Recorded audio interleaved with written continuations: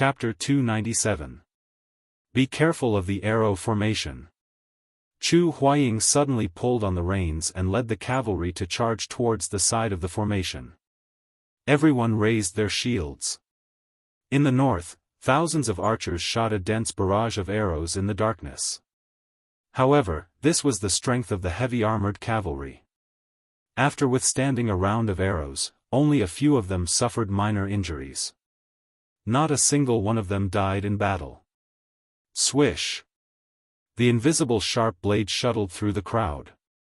Under Lin Muyu's control, the demonic noise blade quickly killed more than 10 people.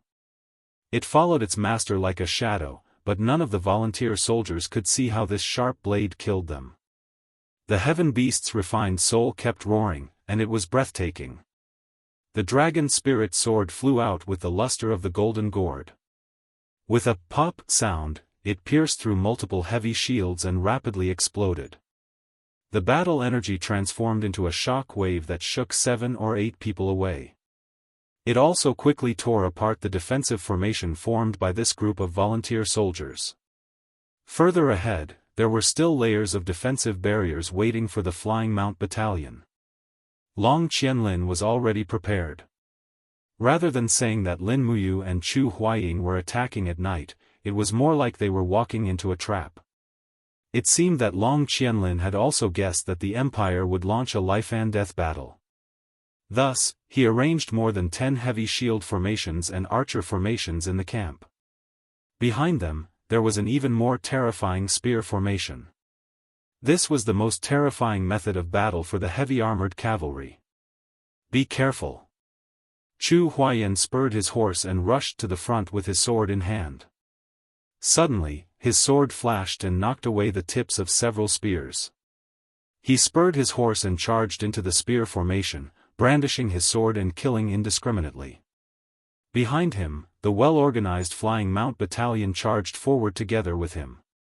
As they broke through the spear formation, many soldiers of the Flying Mount Battalion were pierced by the spears. Lin Muyu held her sword and rushed side by side with Chu Huaying. The dragon spirit sword cut through iron as if it was mud. With just one slash, a group of spears were cut in half. She raised her palm and activated the first element profound energy, chaos of the common people. Countless celestial bodies rampaged within the crowd, and in the blink of an eye, nearly 20 volunteer soldiers had turned into corpses. Their bodies were covered in blood, and under the impact of the 7 planets' profound energy, their blood vessels were in turmoil, and their bodies exploded. At this time, there was only one word in Lin Muyu's heart: kill. All the benevolence and righteousness had also vanished at this moment. Being kind to the enemy was being cruel to oneself. He still understood this principle. Moreover, this group of volunteer soldiers were not good people. Most of them were the private army of the Zhenan king, Qin Yi, and not the imperial army fighting for the country. In contrast, the winged cavalry battalion, the imperial army that was fighting to protect the capital from being massacred, was much more noble. You. Chu Huaijin turned to look at Lin Muyu and said, conserve your energy. Don't use your martial soul and battle qi. This is a war, and we don't know how long this battle will last. You have to maintain your physical strength and dark force. Lin Muyu nodded and said, got it, Brother Chu.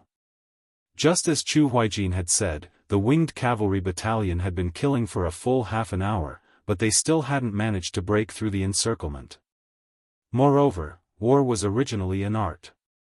This battle was more like a battle of attrition. Whoever could last until the end would be the winner. Chu Huaijin was very smart, and he understood the principle of using the least amount of energy to kill the most people. Lin Muyu slowly restrained her true qi and martial soul. It wasn't bad to just rely on her strong physique to kill the enemy. The dragon spirit sword was sharp, and the Jedi warhorse was fully armored. The number of volunteer soldiers who died under the dragon spirit sword didn't decrease too much. Feng Jixing once said that in war, absolute power wasn't absolute. War was like a huge meat grinder. No matter how strong a person was, they would also lose their strength and life in war. A Heaven Realm expert was equivalent to 100 soldiers, a Sanctuary Realm expert was equivalent to 1,000 soldiers, and a God Realm expert was equivalent to 10,000 soldiers. Once the number of people killed exceeded this number, they would probably be exhausted.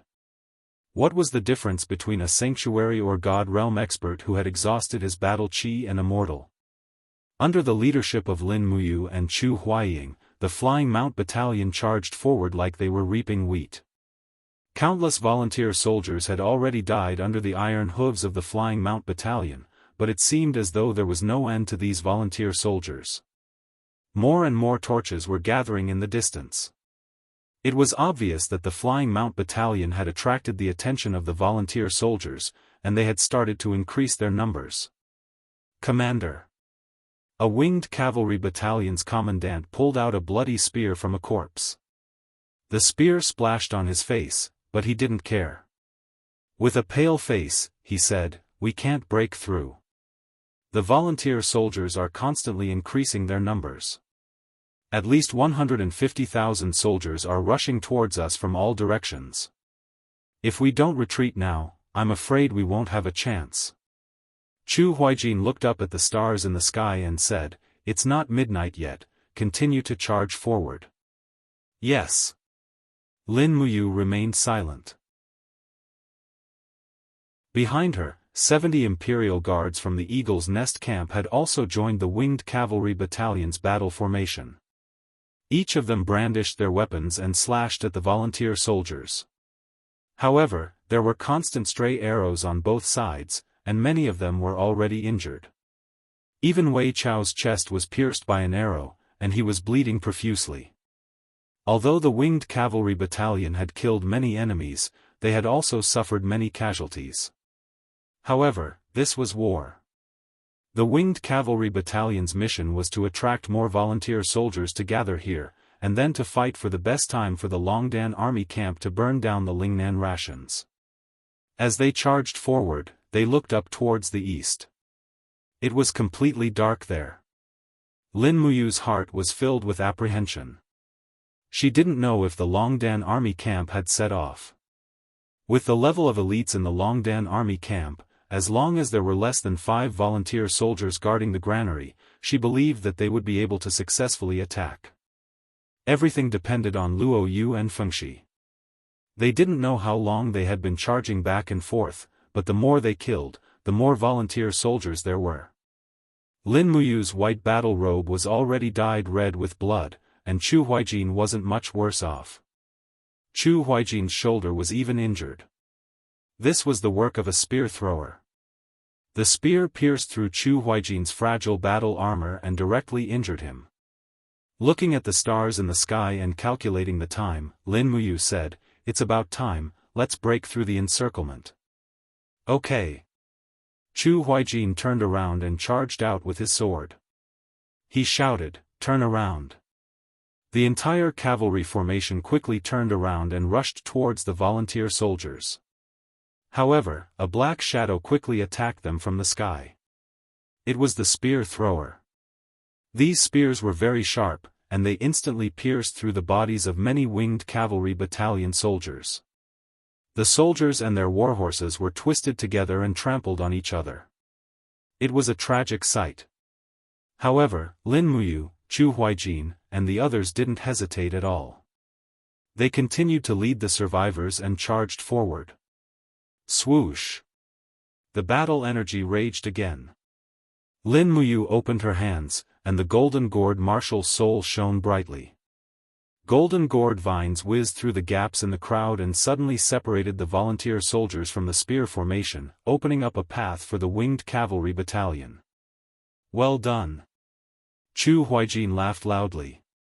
He waved his sword and cut off the head of a volunteer soldier. He shouted, "Brothers of the Winged Cavalry Battalion, we have completed our mission. It's time to go home." However, it was destined that many people wouldn't be able to go home. The volunteer soldiers swarmed over and separated the cavalry at the back into small groups. They completely separated the rear part of the cavalry. Then, they wantonly stabbed their spears, piercing the brave heavy cavalry and their warhorses like hedgehogs. In less than 10 minutes, at least 1,000 winged cavalry battalion soldiers had their blood spilled on this piece of land. Lin Muyu couldn't help but look back. Her heart was filled with pity, but this was war. It sharpened his will and helped him to grow and change. Heroes are created by the times. Perhaps this was the moment right now. Kill. The killing intent in his eyes intensified. He waved his right hand, and the dragon spirit sword flew out under the energy of the imperial fire sword. He raised his hand and took out the pear blossom spear from his Qianquan bag. He suddenly shook the spear, and the spearhead drilled into the abdomen of a volunteer soldier, sending him flying and smashing him into another group of people. At the same time, the spear soul was suddenly activated. An ice Kirin roared and rushed into the crowd, freezing a group of volunteer soldiers into ice and then crushing them. The moment the pear blossom spear appeared, many volunteer soldiers were scared and retreated. At this time, Chu Huaijin didn't hold back his battle energy anymore. On his shoulder, the purple marten marshal's soul shone brightly. He raised his left hand, and a crescent energy fell from the sky and blasted into the crowd. Then, starlight pierced through the bodies of the volunteer soldiers. Although the star-picking finger was elegant, it wasn't inferior when it came to killing. When he returned to about 200 meters away from the city gate was already surrounded by a dense mass of volunteer soldiers. A group of spearmen swarmed over, and a fierce general with the rank of Chiliarch shouted, "Cut off their retreat. It's easy to come out, but they want to return to the city? Dream on." Lin Muyu didn't hesitate and said, "Kill." At this moment, the city gates suddenly opened, and a familiar voice roared, "Warriors of the imperial capital, kill your way out and support the brothers of the Flying Mount Battalion. Archers on the city wall, fire your arrows and kill those southern barbarian spearmen." It was Du Hai, the #1 warrior of the empire. He led the Tianchong army out of the city and quickly broke through the phalanx formed by this group of spearmen. Lin Muyu and Chu Huaijin also took the opportunity to lead the Flying Mount Battalion back into the city. They didn't continue to fight. Outside the city, there were soldiers of the Flying Mount Battalion dying in battle every second. Lanyan City couldn't bear any more losses. Unknowingly, the Flying Mount Battalion had been killing outside for more than 4 hours. The eastern sky was already turning bright. Below the city wall, Du Hai scared off the Yihe nation's army with 2 slashes. He returned to the city and checked on the damage done to the Flying Mount Battalion. Lin Muyu looked back and saw that Wei Chou, Xiahou Sang, and the others were all injured. She also had an arrow in her arm. She didn't even know when the arrow was shot. "Commander, you're injured," Wei Chou said hurriedly. "I'm fine." Lin Muyu reached out and pulled out the arrow in pain. She asked, "How's the situation of the Eagle Nest Battalion?" Wei Chou looked gloomy and said, 17 Imperial Guards and more than 300 Imperial Guards died in battle. "Oh," Lin Muyu responded faintly, but her heart ached. The Flying Mount Battalion marched slowly on the main road of the city. There were torches on both sides of the road, and many commoners were watching from both sides. However, the commoners' eyes were clearly filled with indifference. This made Lin Muyu feel even more distressed. In this battle, the Flying Mount Battalion sent 17,000 people out of the city, and less than 5,000 people returned. So many people died, but she didn't know who it was for. Chapter 298. Pa. A hard object smashed into Lin Muyu's face, but he quickly caught it with one hand. It was a piece of dry, hard bread. He looked up and saw that the person who threw the bread was a child about 10 years old. His face was full of childishness. His grandfather's face was ashen as he hurriedly said, "Sir, this child doesn't know any better. Please don't blame him." Lin Muyu looked at him indifferently, then her gaze fell on the child. "Why did you throw bread at me?" The child's eyes were filled with hatred that didn't match his age. You dogs of the Empire, why don't you let the Iha nation's army enter Lanyan City? As long as they enter, Grandpa will be able to obtain land and our family will be able to eat soft bread every day. Lin Muyu smiled and rode up to him. She looked down at him and said, "Are you sure the Iha nation's army will give you bread after entering Lanyan City and not take away what you still have?" The child shook his head. "No, the Iha nation's army is all good people." On the side, Wei Chou slowly walked over with his sword in hand and said indifferently, "Commander, as long as you give the order, this subordinate will execute this ignorant little bastard for attacking the Imperial army." The child's grandfather immediately knelt on the ground and begged for mercy. "Sir, please don't. He's still young and doesn't know any better. Please don't kill him." Lin Muyu shook her head and said, "Forget it. Let's go and let everyone rest early." "Yes." Wei Chou nodded. However, at this moment, a cold brick smashed into Xiahou Sang's face with a swoosh, causing his nose to bleed profusely. Xiahou Sang was already injured and looked like he was on the verge of death. He raised his head and saw that the person who smashed him was a young man in his 20s. In a fit of rage, he immediately drew his sword and shouted, "Bastard, you don't want to live anymore?" The young man quickly turned around and disappeared into the alley. Xiahou Sang wanted to give chase, but Lin Muyu hurriedly said, "Xiahou, come back. Don't give chase. Don't cause unnecessary trouble." Xiahou Sang's face was full of grievance. His eyes were red, and the hand holding the sword was trembling slightly. "Sir, I, Xiahou Sang, have been loyal to the Empire all my life. Aren't we protecting these lowly commoners by fighting for the Empire? Why do they treat us like this? I, Xiahou, have never suffered such injustice in my life."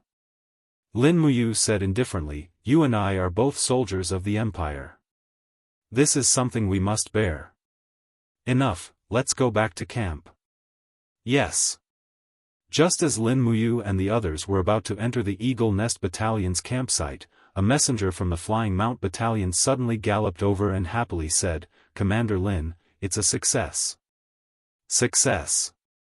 What succeeded?" "Our plan worked. The Autumn Wind town in the east is on fire." "Oh?" Lin Muyu hurriedly went straight to the northern city wall. The moment she climbed up the city wall, she saw the eastern fire soaring into the sky. Sure enough, the Autumn Wind town where the volunteer soldiers were hoarding rations was on fire. It seemed like the people from the Longdan army camp had succeeded. The sound of messenger birds flapping their wings could be heard in the air. A bird slowly landed. Lin Muyu took the letter tube and looked at it. It was a letter from Luoyu. "Sir, the mission has been completed. The rations camp in the Autumn Wind town has been reduced to ashes. They sent 40,000 soldiers to defend it. The Longdan army camp lost 5,000 soldiers and many were injured. Please punish them." Lin Muyu felt distressed and happy at the same time. She replied, "Well done. Continue to guard the Dragon Rocky Mountain and wait for my orders." At this moment, she turned around and saw a group of people walking over. It was Feng Jixing, Zhang Wei, Luo Lai, and the other Imperial guards. Feng Jixing looked up and saw Lin Muyu on the city wall. He said loudly, How are you? I heard you were injured." "It's just a small injury. It's not a big deal." "Brother Feng, what's the situation with the Imperial guards?" "They lost 3,000 soldiers. Their main force is not at the East Gate." "Oh, that's good." Feng Jixing looked at the dawn in the east and said, "Since the rations camp of the volunteer soldiers has been burned, they won't be able to hold on for long. It's almost dawn. Let's go. Her Highness Yin is still waiting for our reply in Zhe Tian Palace Hall." "Emin, all right." There was no time to tidy up her clothes. Lin Muyu brought Wei Chou and Xiahou Sang with her to Zhe Tian Palace Hall. Feng Jixing was almost the same as Lin Muyu. Everyone's battle robes were blood red. Even the dark blue imperial military uniform under their armor was dyed dark red. It was a clear proof of the word bathed in blood. In Zhe Tian Palace Hall, the maidservants blew out the immortal crane lanterns one after another. The officials were still waiting anxiously in the main hall. At this moment, Feng Jixing, Lin Muyu, Chu Huayin, and the other generals entered the main hall. An attendant immediately shouted excitedly, "Commander Feng Jixing, Commander Chu Huayin, and Madame Lin Muyu request an audience." Qin Yin was currently sleeping with her face resting on her hands. She immediately opened her eyes when she heard this voice and rushed to the imperial steps. She looked at Lin Muyu with pleasant surprise and said, "Brother Yu, did you succeed?" Lin Muyu nodded. "I have already received a letter from the Longdan army camp. The volunteer army's rations and fodder camp have been burned to the ground." "That's great." Qin Yin was overjoyed. However, when her gaze landed on Lin Muyu, her heart ached as if it was being cut by a knife. You're injured?" "It's nothing. It's just a small injury." "Everyone is injured." Lin Muyu smiled. Qin Yin was now the master of Lanyan City. She was everyone's highness. Qin Yin belonged to everyone, not just him, Lin Muyu. Although he knew that Qin Yin loved him deeply, he couldn't act recklessly at this time. Otherwise, he would disappoint her. Qin Yin seemed to be aware of Lin Muyu's meaning. A shy smile flashed across her beautiful face as she said, I know." As she spoke, Qin Yin turned around and walked up the imperial steps. She sat down on the throne and said, "Everyone has worked hard. Commander Feng Jixing is the main contributor in this attack to burn Qin Yi's rations. Commander Chu Huayin and Brother Yu are the secondary contributors. After the battle is over, there will be great rewards." "Oh right, is there any news from Qihai City and Muyu City?" Du Hai gritted his teeth and said, "There's news from Muyu City.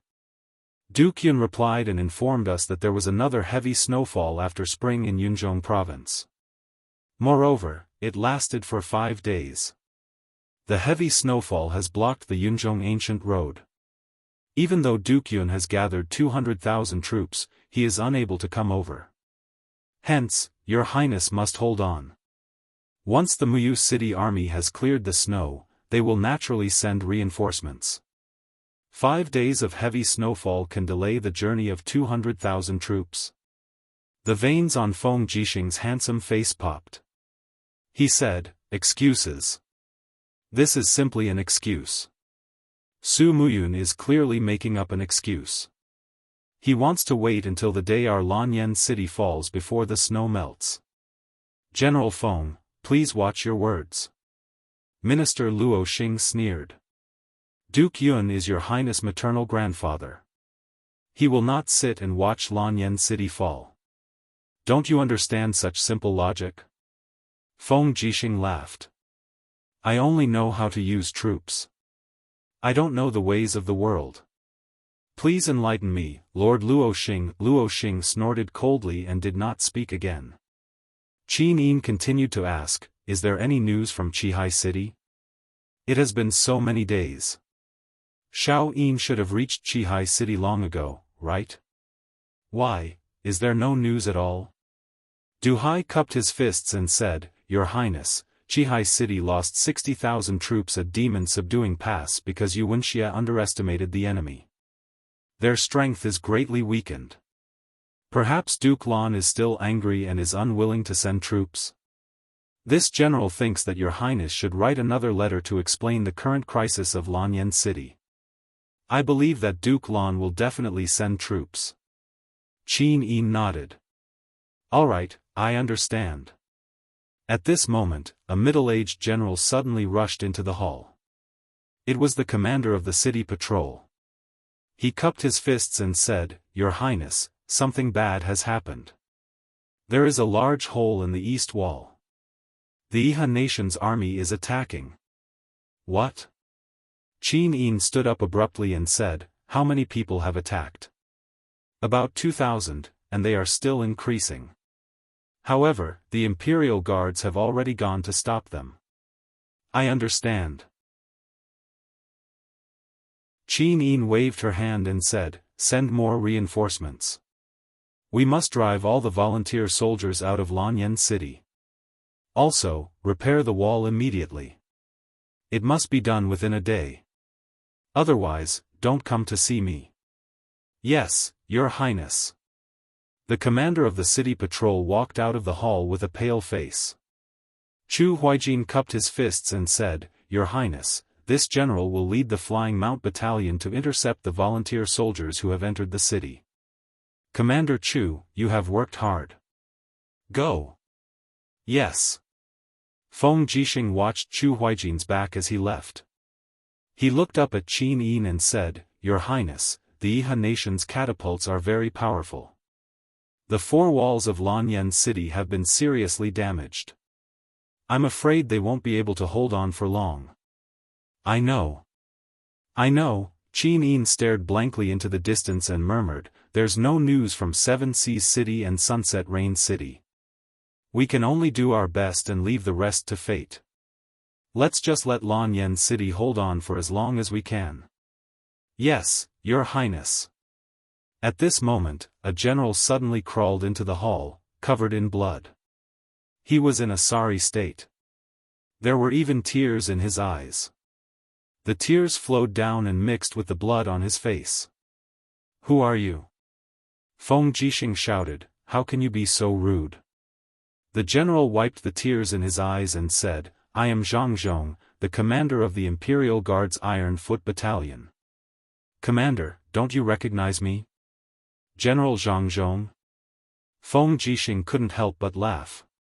"How did you end up like this?" "The warriors of the Imperial Guards are all warriors of the Qin clan. We are calm and unruffled." "You don't look like you are calm and unruffled at all." Zhang Zhong bawled and fished out a blood-stained letter from his chest. He said, "I risked my life to snatch an empire's messenger bird from the chaotic army. I obtained this letter from His Majesty." "Commander, Your Highness, His Majesty isn't dead yet." "What? Father isn't dead?" Qin Yin hurriedly stood up and ran down the steps. She snatched the letter from Zhang Zhong's hand and saw a line of words clearly written on it. It was Qin Jin's handwriting. "We and the Tianchong army fought our way out of the encirclement and were surrounded on Mount Tianho on the way back to the capital. Please rescue us quickly." Qin Yin's hand trembled as she held the letter. Tears flowed from her eyes. "Father isn't dead. Father is still alive. Wu."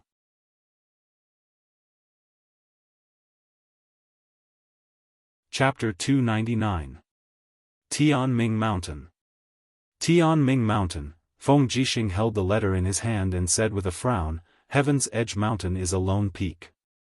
Once it is surrounded, it will be impossible to descend.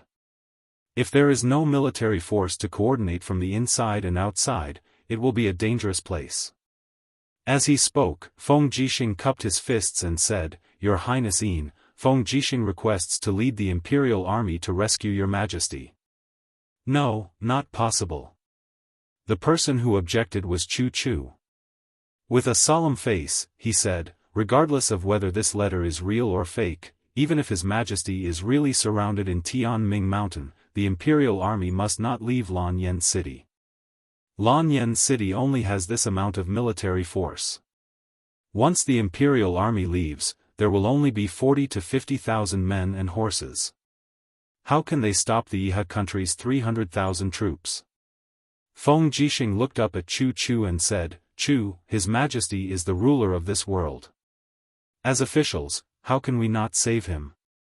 Taking 10,000 steps back, His Majesty is Xiao Yin's father and treats us like nephews. Do you think that we should not rescue His Majesty?" Lin Muyu was silent for a few seconds and said, "We should rescue. How about this? I will order the Longdan army camp to rescue His Majesty and the Imperial Army will continue to stay in Lanyan City. What does Big Brother Feng think?" Feng Jixing's face was a little pale and he did not speak. Lin Muyu saw through his thoughts. Big brother Feng is. You do not trust the Longdan army camp? Yes. Feng Jixing held the beheading wind blade and his eyes were filled with determination. This time, His Majesty must not have any accidents. I have made up my mind. Feng Jixing will lead the 30,000 Imperial Army to break out of the encirclement and rescue His Majesty at Tianming Mountain. Requesting for Your Highness Yin's permission. Qin Yin nodded, permission granted. Her heart was concerned about Qin Jin's life and death and was more determined than Feng Jixing. Lin Muyu sighed and did not say anything else. She only said, in that case, I will lead the Eagle Nest camp to clear the way for Brother Feng. No. Feng Jixing shook his head and said, You can't stay in Lanyan City. Why? You have to go to Dragon Rocky Mountain, personally command the Longdan army camp, and fight your way back to Lanyan City. Only then can the Longdan army camp be stationed in Lanyan City. Feng Jixing looked at him deeply and said, Big brother Feng will protect His Majesty, and you will protect Xiao Yin, okay? No matter which one of us survives, we must continue on this path. Lin Muyu felt a lump in her throat. She couldn't help but turn her face away and say, Lin Muyu will obey your orders. Feng Jixing patted his shoulder and squeezed out an ugly smile on his blood-stained face. We'll leave in 2 hours. Can you accompany Xiao Yin well during this time? Yes. Lin Muyu's heart sank. She knew what Feng Jixing meant. It was easier said than done to fight their way out of the encirclement and then fight their way back. This was a path that was accompanied by death. Whether they could come back or not depended on the will of the heavens. Qin Yin stood up and took Lin Muyu's hand. Let's go take a look at Father's kitchen. Yes. The two entered the rear hall. The attendants did not follow them, but they all stayed where they were with mournful expressions. Everyone could feel that Seven Seas City and Muyu City had refused to send troops. This might be the last few days of the Empire's existence on the continent. In the rear hall, all the kitchen utensils that Qin Jin had used were placed neatly. Qin Yin pulled Lin Muyu's hand to the window sill of the side hall. Under the window was a polished bronze mirror. Qin Yin slowly sat down and picked up a comb. She said with a smile, Big brother can you comb Xiao Yin's hair? In the past, it was father who combed my hair. Lin Muyu felt a little bitter in her heart. She took the comb and gently removed the golden princess crown from Qin Yin's hair and placed it to the side. Instantly, Qin Yin's beautiful hair fell down. Lin Muyu gently stroked her long hair, combing it over and over again. She raised her head and looked at Qin Yin's beautiful face in the mirror. Qin Yin was also looking at her. Qin Yin looked at the mirror and did not say a word. Tears flowed down her face. Don't cry. Everything will get better. Lin Muyu murmured. Qin Yin held Lin Muyu's hand and buried her face in his chest. She cried, No, this country has really collapsed. Just like the name of the continent, the 9 cauldrons have been destroyed. There is no longer an imperial family. Lin Muyu calmly caressed the side of Qin Yin's face and said, Xiao Yin, don't cry. Xiao Yin, don't cry. Qin Yin cried even more fiercely. She turned around and hugged Lin Muyu. Her voice trembled as she said, I don't want the empire, but I want this family. I want father to come back.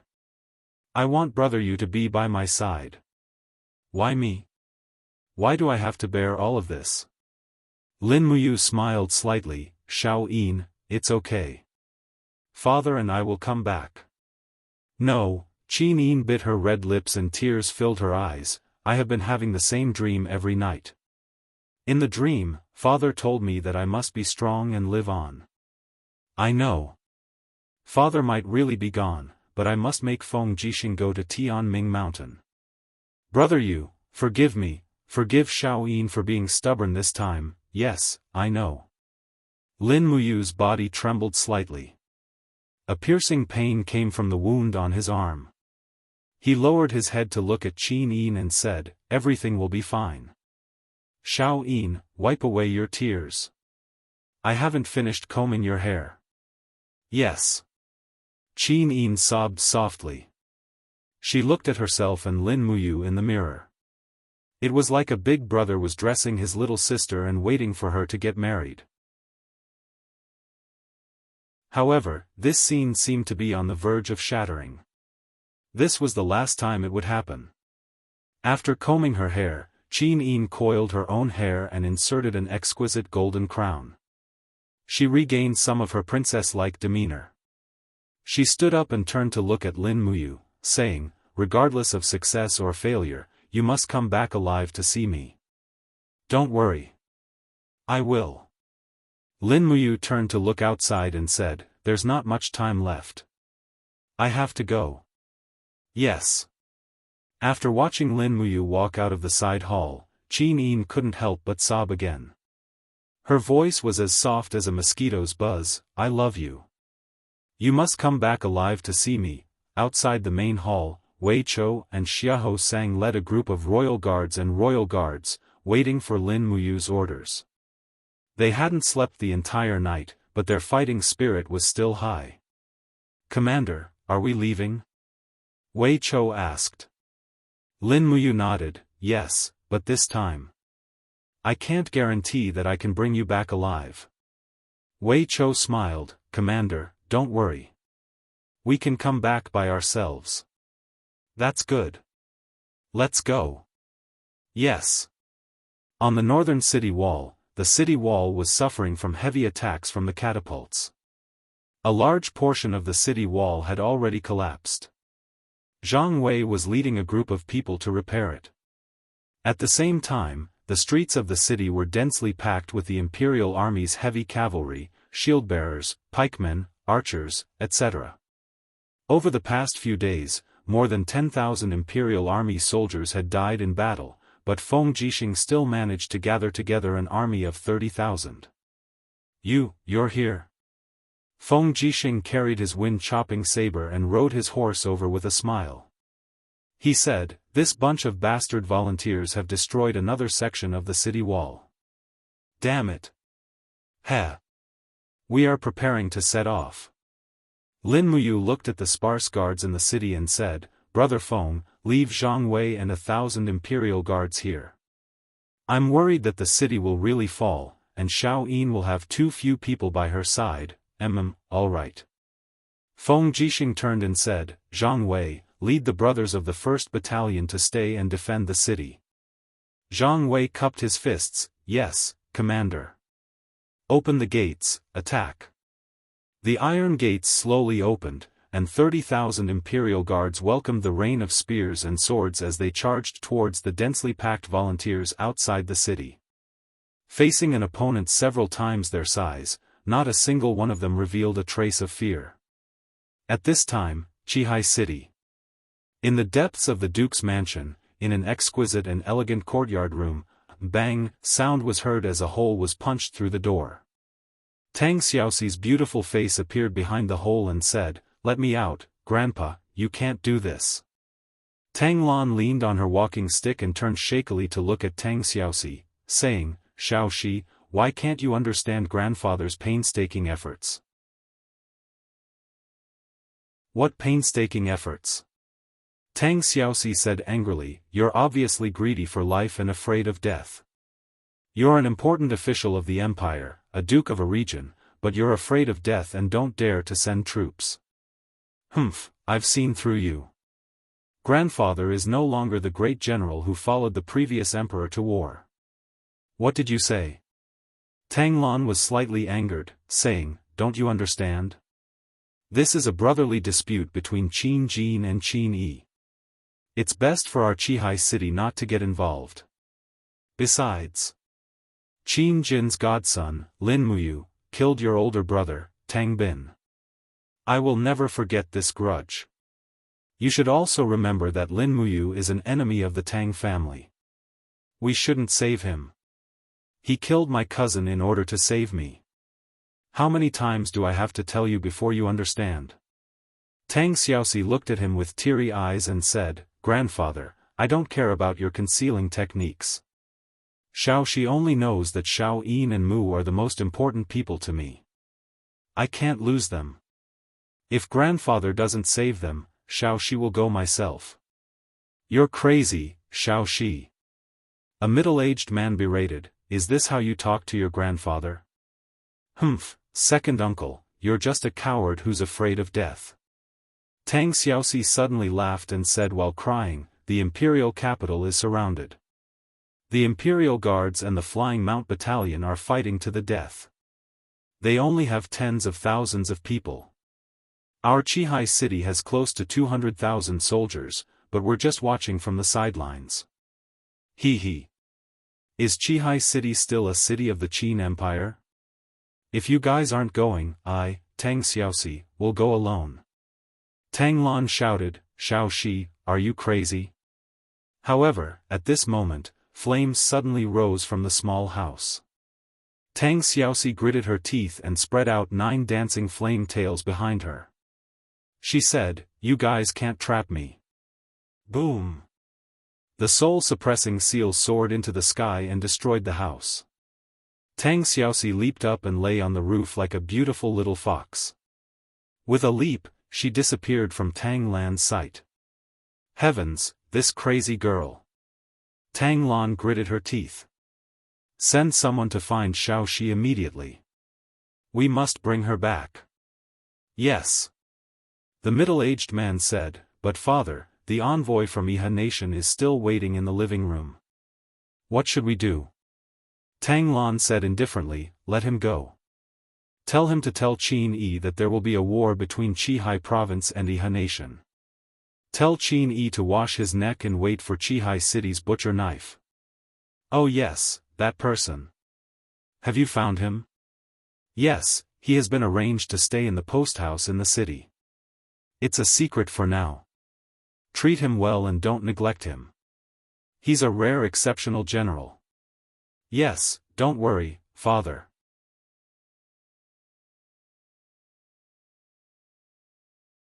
Chapter 300. Outside Lanyan City, 30,000 imperial guards led the charge to break out of the encirclement. Feng Jixing held his long blade and rode his horse to the front of the formation. The purple electric flame wolf marshal's soul was entrenched around him, as though there was no one around. Lin Muyu led Wei Qiu, Xiahou Sang, and the rest of the Eagle Nest Camp's armored soldiers and followed the imperial guards to kill their way through. After breaking through 7 to 8 obstructing shield formations, the front was actually empty. The Iha country's army moved to the sides like a tide, as though they were afraid, but it was more like they were deliberately avoiding the enemy. What's going on? Feng Jixing held his bloody long saber and said through gritted teeth, Long Qianlin wants to let the imperial guards break out of the encirclement on purpose? Lin Muyu lowered her sword, grabbed Zhu Di's reins, and galloped all the way. She said with a serious expression, Big brother Feng, something is wrong. We can't break out of the encirclement so easily. The Iha Nation's army isn't that weak. There must be a trap. Feng Jixing nodded, I know, but, we still have to go to Heaven's Causeway Mountain. You must be careful. Lin Muyu frowned, Heaven's Causeway Mountain is most likely a trap. You must be extra careful. The Iha Nation's people are hypocritical and cunning. If it's not absolutely necessary, don't go to Heaven's Causeway Mountain. Yes, I know. Feng Jixing nodded, and said with a smile, You must also be careful. Long Qianlin must have already noticed Dragon Rocky Mountain, and it's most likely surrounded now. I know. Let's part ways here. Okay. Lin Muyu suddenly pulled the reins, and Zhu Di let out a long neigh. He took his master to the northeast, while Wei Qiu, Xiahou Sang, and the other soldiers of the Eagle Nest camp followed. Feng Jixing shouted, and led the 30,000 imperial guards eastward towards Heaven's Causeway Mountain. The Eagle's Nest camp was made up entirely of cavalry. They moved at lightning speed. After 4 hours, they could already see Dragon Rocky Mountain in the distance. Just as Feng Jixing had expected, the flags of the Iha nation were flying at the foot of Dragon Rocky Mountain. This place was surrounded. However, there were not many soldiers surrounding the mountain, no more than 20,000 at most. With the remaining 15,000 soldiers in the Longdan army camp, it would definitely not be a problem for them to rush out. A messenger bird. Lin Muyu turned around and said.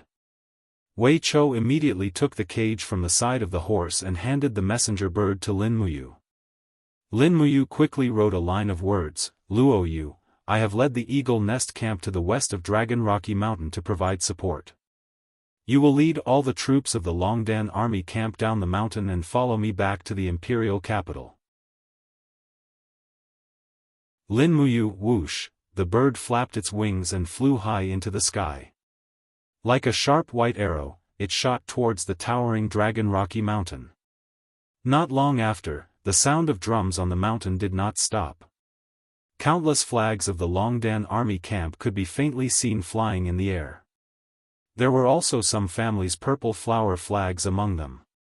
It seemed that Luo Yu had already regarded the Longdan army camp as one of the many armies of the empire. They are charging down the mountain, Xiahou Sang said with a slightly excited smile.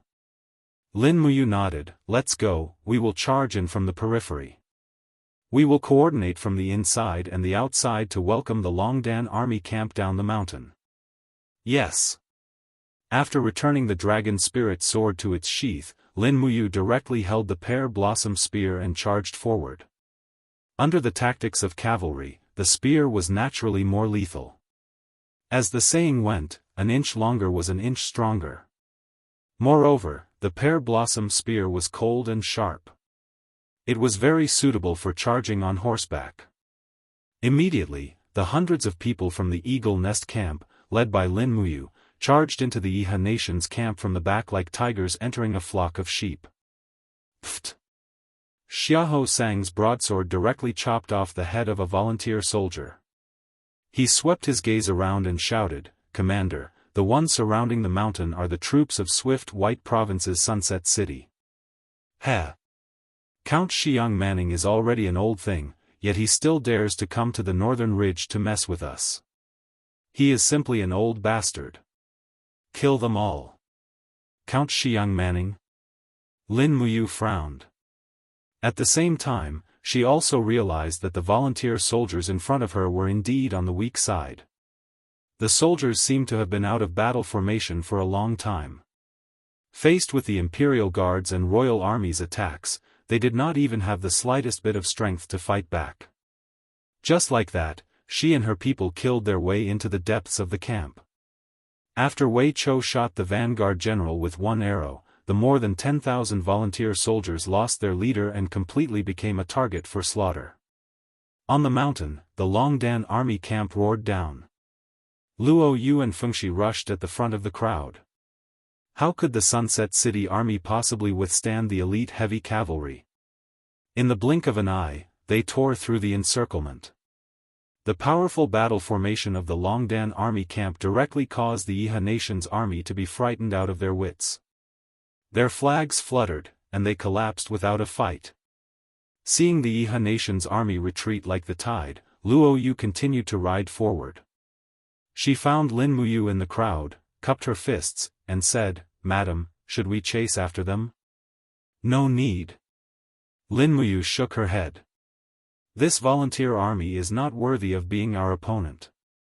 Follow me back to Lanyan City immediately. We are needed there. Yes. Turning their horses around, the 15,000 elites of the Longdan army camp led by Lin Muyu and Luo Yu charged straight for Lanyan City. The sound of hooves was earth-shattering. It was as if this army had become Lanyan City's only hope. However, Lin Muyu did not know that Lanyan City had already reached a point of no return. Boom! The city wall collapsed by another 20 meters. Zhang Wei, who was standing on the city wall, was dumbfounded. He watched as more than a dozen Imperial guards fell into the rubble and were smashed into a pile of minced meat. The long saber in his hand was still trembling, and his face was ashen. He said, "Repair the city wall immediately. Archers, shoot. Don't stop. The moment we stop, the Iha nation barbarians outside will kill their way in. Yes. Guard the city gate and organize the shield formation below the city wall. Yes." A chilly arch of the Imperial Guards looked at Zhang Wei with a pale face and said, "General Zhang, the Imperial Guards have suffered heavy losses. We don't have more people to organize the shield formation to protect the city gate." "I don't care." Zhang Wei roared angrily. "Even if I have to find all the prostitutes in Lanyan City, you have to organize a shield formation of 100 people to protect the city gate. Go. Someone, send a message to Zetian Palace and ask General Qin Lei to send the Imperial Guards to reinforce the North Gate. The barbarians outside the North Gate are attacking like crazy." "Heavens! Yes, General." Tongtian Street was bustling with people. They knew their fate on the day the city was breached, so many of them had already prepared their carriages. They were prepared to rush out and escape once the city gate was breached. They could not wait for death in the city. This made it even more difficult for the troops guarding the city to advance. In the distance, golden-purple Yinhua flags could be seen waving in the crowd. "Get out of the way." An angry roar exploded in the crowd like a muffled thunder. It was Qin Lei, the commander of the Royal Guards.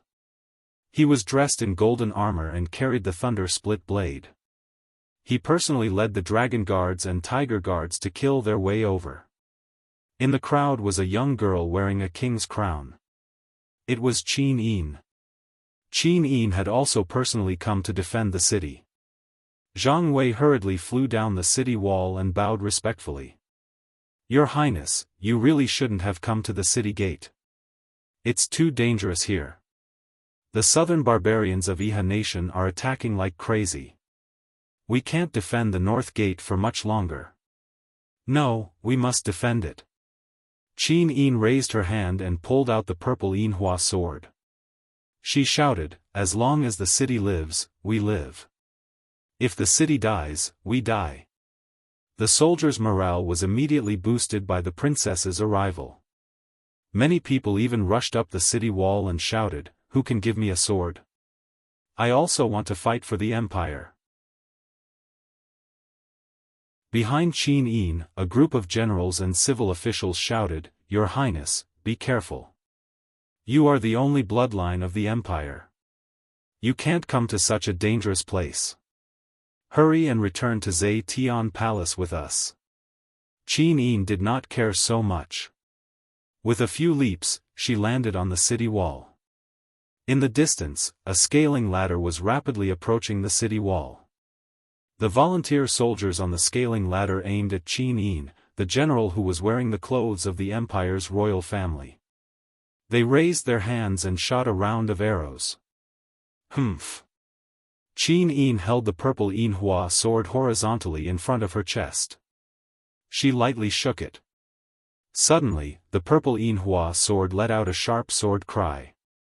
It turned into a sound wave and attacked. 3 volunteer soldiers fell from the ladder. Qin Yin stomped on the bricks of the city wall with her small boots. 6 golden god-binding chains protected her body. She jumped on the ladder and the sword light flashed continuously. 4 volunteer soldiers fell to the ground and died. Whoosh! When she jumped back to the city wall, a few arrows behind her pierced into the wall. Qin Yin couldn't help but feel a chill in her heart. This was war, not a game. She could die at any time. At the foot of the city, a group of volunteer soldiers had already recognized this beautiful girl. Their faces were filled with hatred as they shouted, "She's Qin Yin, it's her. This ugly woman has oppressed the world and preys on the people. She's our enemy. Shoot her, quickly." Whoosh whoosh whoosh, countless arrows flew over. Zhang Wei hurriedly raised his hand and snatched a shield in front of Qin Yin. The arrows landed on the wooden shield with a pa-pa-pa sound. Suddenly, he felt his body heat up. With a wang sound, a huge fire cauldron appeared on the city wall. It was Chu Chu. Fire cauldron Chu Chu spun around on top of the city wall and lightly raised his palm. Boom! A huge palm print landed on the battlefield outside the city, instantly killing a dozen volunteer soldiers and turning them into a pile of ashes.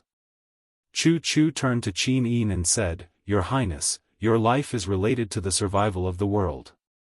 Please follow me back to Zhe Tian Palace." Qin Yin gasped for breath and nodded, "Yes, Chu Chu." At this moment, a heavy cavalry of the imperial army galloped over from afar. With a pale face, he shouted, "Not good, not good. The east gate has been breached." "What happened?" Zhang Wei said angrily, "The east gate is so sturdy, how could it be broken?" The imperial guard's face was ashen as he said, "A god. A god has descended." With just one palm, he shattered the entire east gate. "Oh my god, a god." Zhang Wei felt a chill in his heart. Chu Chu's face also turned pale and said, "Qin Lei, protect Her Highness. Go around the main road through the alley and prepare to break through the east gate. As long as Her Highness is alive, the Empire still has hope." Qin Lei cupped his fists and said, "Yes, Sir Chu Chu." Chu Chu looked at the generals in the crowd and said, "Commander Chu Huaying, lead the Flying Mount Battalion out of the city to face Long Qianlin's main force. Only by delaying his main force outside the North Gate can Her Highness have a chance of breaking through." "Yes." Chu Huaying cupped his fists and looked at Chu Chu. His eyes were filled with determination. "Even if we die in battle, we will definitely delay Long Qianlin." Chu Chu gave him a deep look. He felt a little bitter in his heart. After a few seconds, he said, You are the pride of the Empire."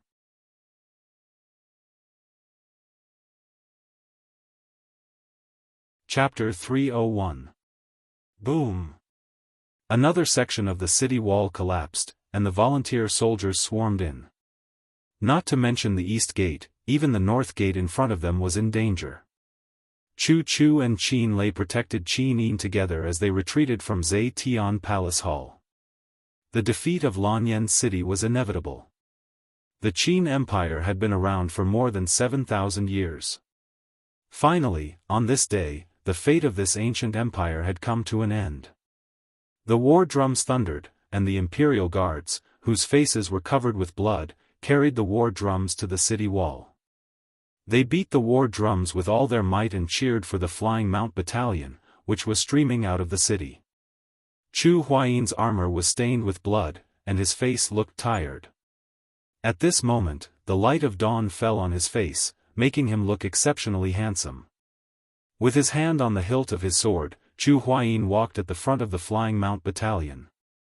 With an arrogant look on his face, he looked at the volunteer soldiers who were in formation outside the north gate of Lanyan City from afar. This volunteer soldier used to be the private army of Qin Yi, the Prince of Zhenan.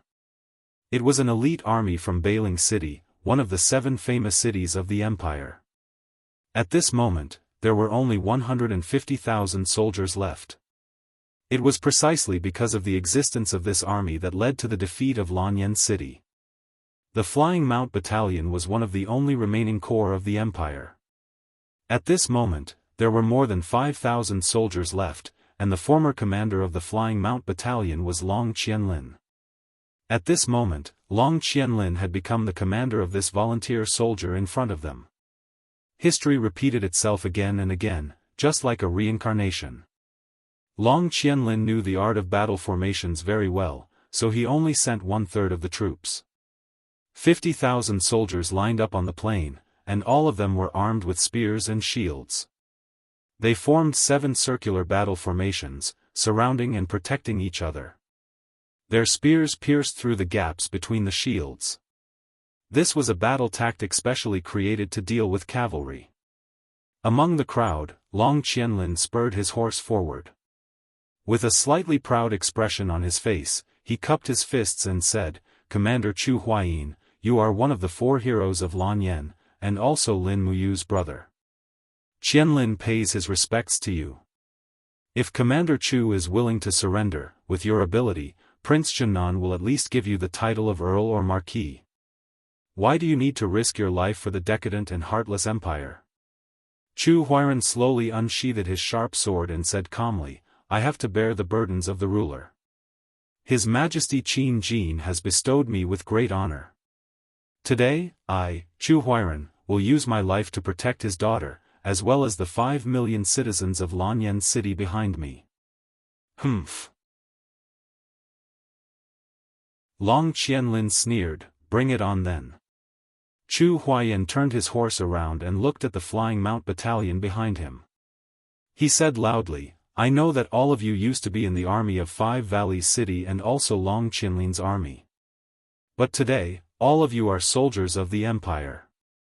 It is a soldier's duty to protect the country. For the sake of the 5 million people of Lanyan City behind you, charge forward with me. Even if our corpses are buried in the ground, the soil under our feet will remember us. The mountains and rivers will remember us. Kill. The cavalrymen of the Flying Mount Battalion raised their weapons. Their faces were filled with hatred and anger. The sound of hooves gradually became more intense. The 5,000 cavalrymen were like a sharp blade that collided with the shield formation. In an instant, blood and flesh were all over the place. The first rays of the morning sun shone on Chu Huairan's face, but the cloak behind him fluttered. It was as if he was flying higher and higher, just like his dream. Yao, the moment Chu Huairan's sword tore apart the neck of a volunteer soldier, he laughed. I'm not a competent brother, but I'm a competent soldier of the empire. Be proud of your brother. Outside the main battlefield, groups of volunteer soldiers had already killed their way into the city from the east and north gates. According to Marshal Ji Yao's order, massacre the entire city. These volunteer soldiers killed anyone they saw after entering the city. They were like ferocious beasts that devoured the lives in Lanyan City. At this moment, among the fleeing commoners, a young lady carrying a harp and her maid could be seen. There were also a few guards wearing the uniform of the Divine Might Battalion. They were moving against the flow of the crowd and heading straight for the North City Wall. Zhang Wei was holding a long saber and riding his horse as he commanded the Imperial Guards to retreat. His gaze swept across the crowd and he hurriedly flew over. He said respectfully, Miss Xianxiang, the city gate has been breached. Why are you still here? Leave quickly and follow the commoners out of the city. That's our only hope. Xianxiang was carrying a harp, but she shook her head with a smile and said, General Zhang Wei, you should leave quickly. I want to finish the last part of my journey with him on this ruined city wall. Zhang Wei's body trembled. His eyes were red as he cupped his fists and said, the Empire has let you down and also let him down. Xianxiang smiled. Thank you for your understanding, General. Go quickly and save more people. Yes.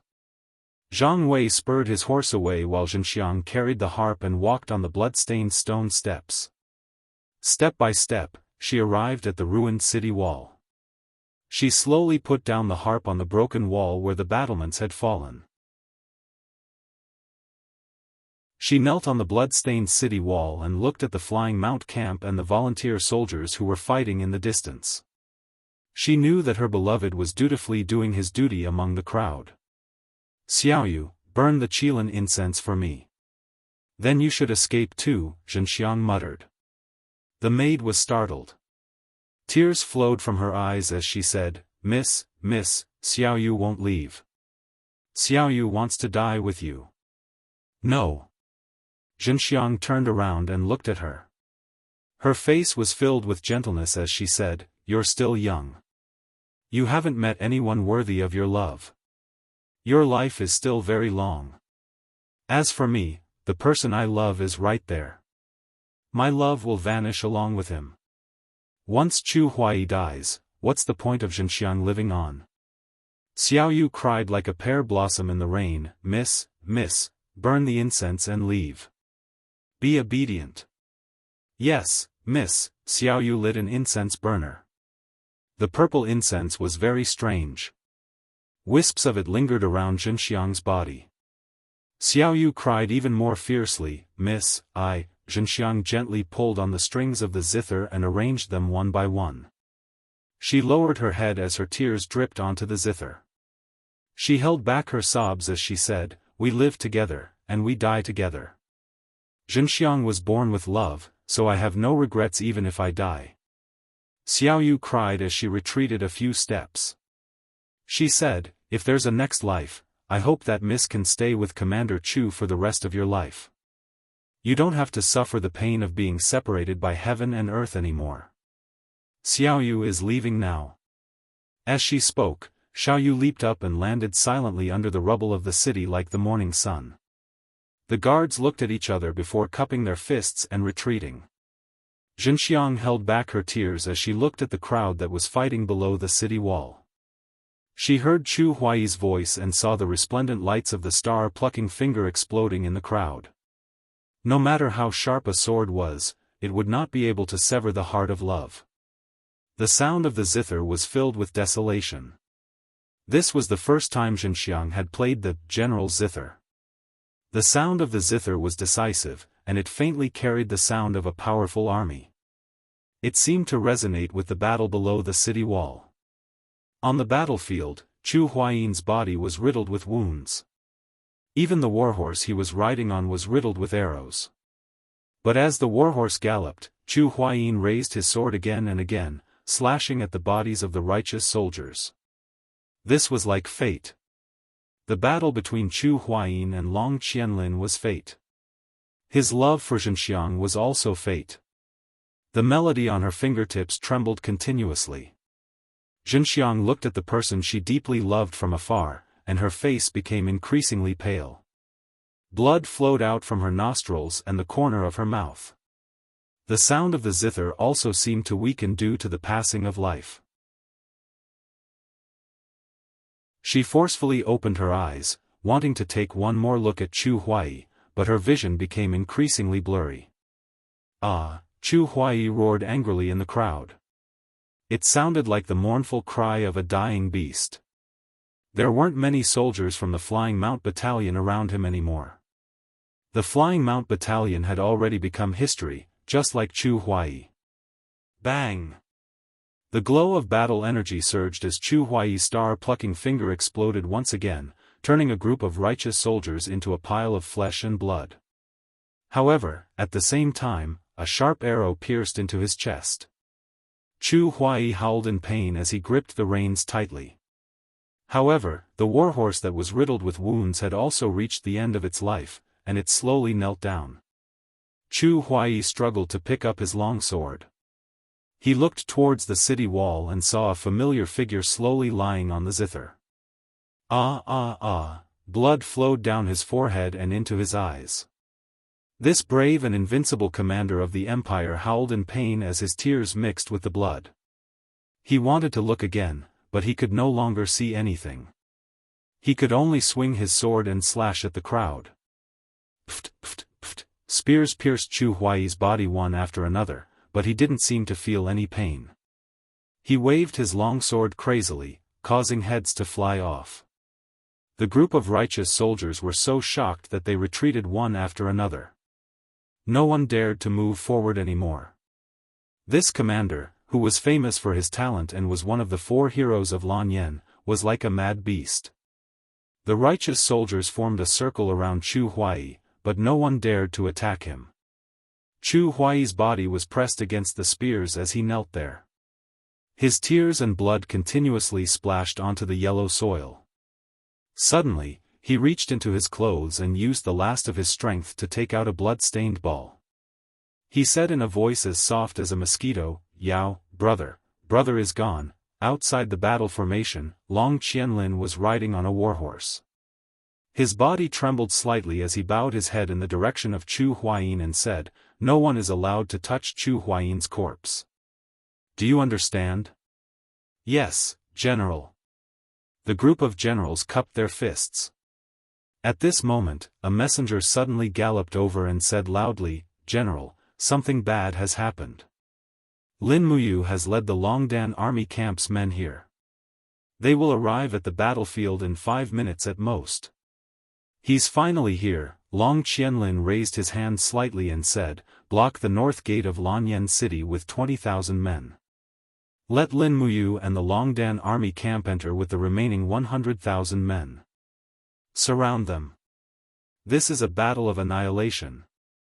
A general asked, General, you want to kill Lin Muyu? Long Qianlin's eyes flickered as he said, if you kill someone's elder brother and they have the ability to kill you, will you spare their life? I understand. The group of volunteer soldiers slowly dispersed as the Longdan army camp entered. Lin Muyu rode on his warhorse and ignored the volunteer soldiers who were surrounding him. He headed straight for the center of the battlefield and saw countless corpses in the distance. The Empire's purple Yinhua flag was scattered all over the ground. There was a person kneeling at the spot where the most corpses were piled up. His blood-stained commander's cloak fluttered gently in the wind. That was Chu Huai. Lin Muyu felt as if his heart had been pierced by thousands of arrows. His body swayed and he fell to the ground. He scrambled to his feet and stumbled all the way to Chu Huai's corpse. He hugged his ice-cold body and almost couldn't cry. Tears rolled down his cheeks as he hugged Chu Huai's body tightly. He cried out sorrowfully, as if he was a wild beast that had lost its loved one.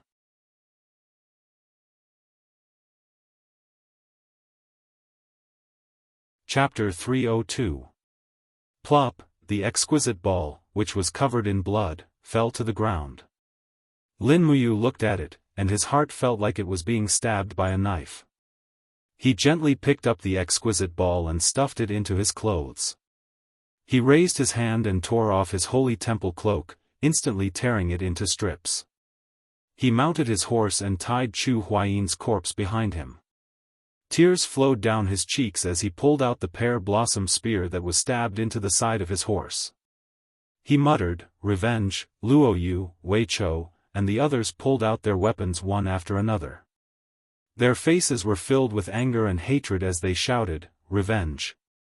Revenge!"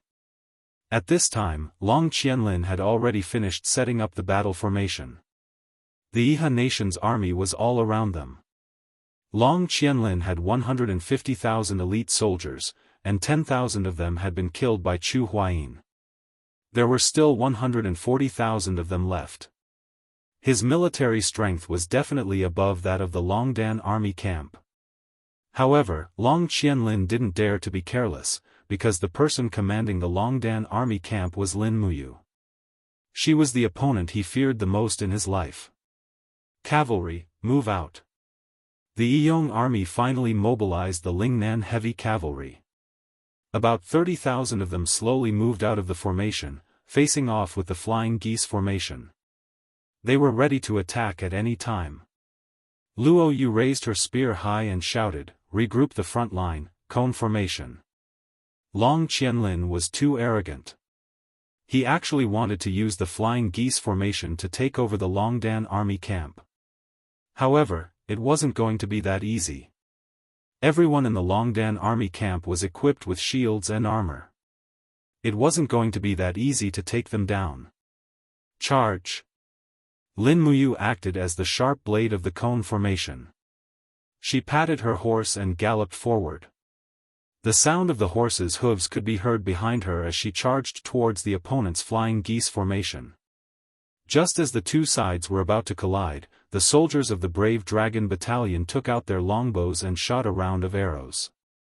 Furthermore, they were using white diamond arrowheads.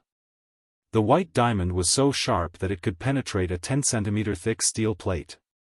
How could the Lingnan cavalry's armor withstand it? Puff, puff, puff, puff. Blood splattered everywhere. One round of arrow rain was enough to injure or kill thousands of Lingnan cavalrymen. This kind of loss was nothing much, but the corpses of the cavalrymen quickly became obstacles for their comrades at the back. When they collided with each other, the losses were hard to calculate. What was worse was that the Courage Dragon Battalion was charging towards them. The group of people led by Lin Muyu suddenly thrust their spears forward. Amidst the violent collision, the two heavy cavalry clashed head-on. In an instant, it was clear who had the upper hand. Lin Muyu's expensive equipment showed her advantage. She killed the Lingnan cavalry with a single charge. After nearly 20 minutes of charging, both sides changed their positions and regrouped their formation. They were ready to attack again. However, the Lingnan cavalry had lost almost 5,000 men. On the other hand, the Longdan army camp had lost less than 1,000 men. Bastard! Long Qianlin clenched his fist and said coldly, "What kind of arrowhead is that? It can actually pierce through our steel shields." Lin Muyu is just too terrifying. A military officer cupped his fist and said, "General, do you want me to send someone to fetch an arrowhead for us to take a look?" "There's no need. Don't disturb the battlefield." "Yes." He hesitated for a moment and said, but our heavy cavalry is clearly not a match for the Longdan army camp. If we continue to fight them head-on, I'm afraid we'll suffer a great loss."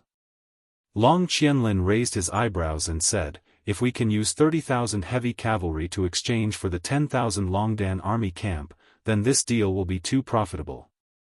Yes, however, everything was not as Long Qianlin had imagined. After fighting for more than 2 hours, only a few of Lingnan's 30,000 heavy cavalry were left.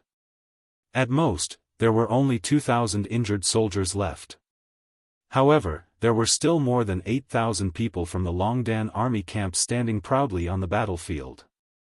Lin Muyu, Wei Chou, Luo Yu and the rest were already covered in blood. No one knew how many people they had killed. They only knew that their comrades were decreasing one by one. The pear blossom spear seemed to have been bathed in blood. Even the handle that was holding it was a little slippery. Lin Muyu lightly shook her arm.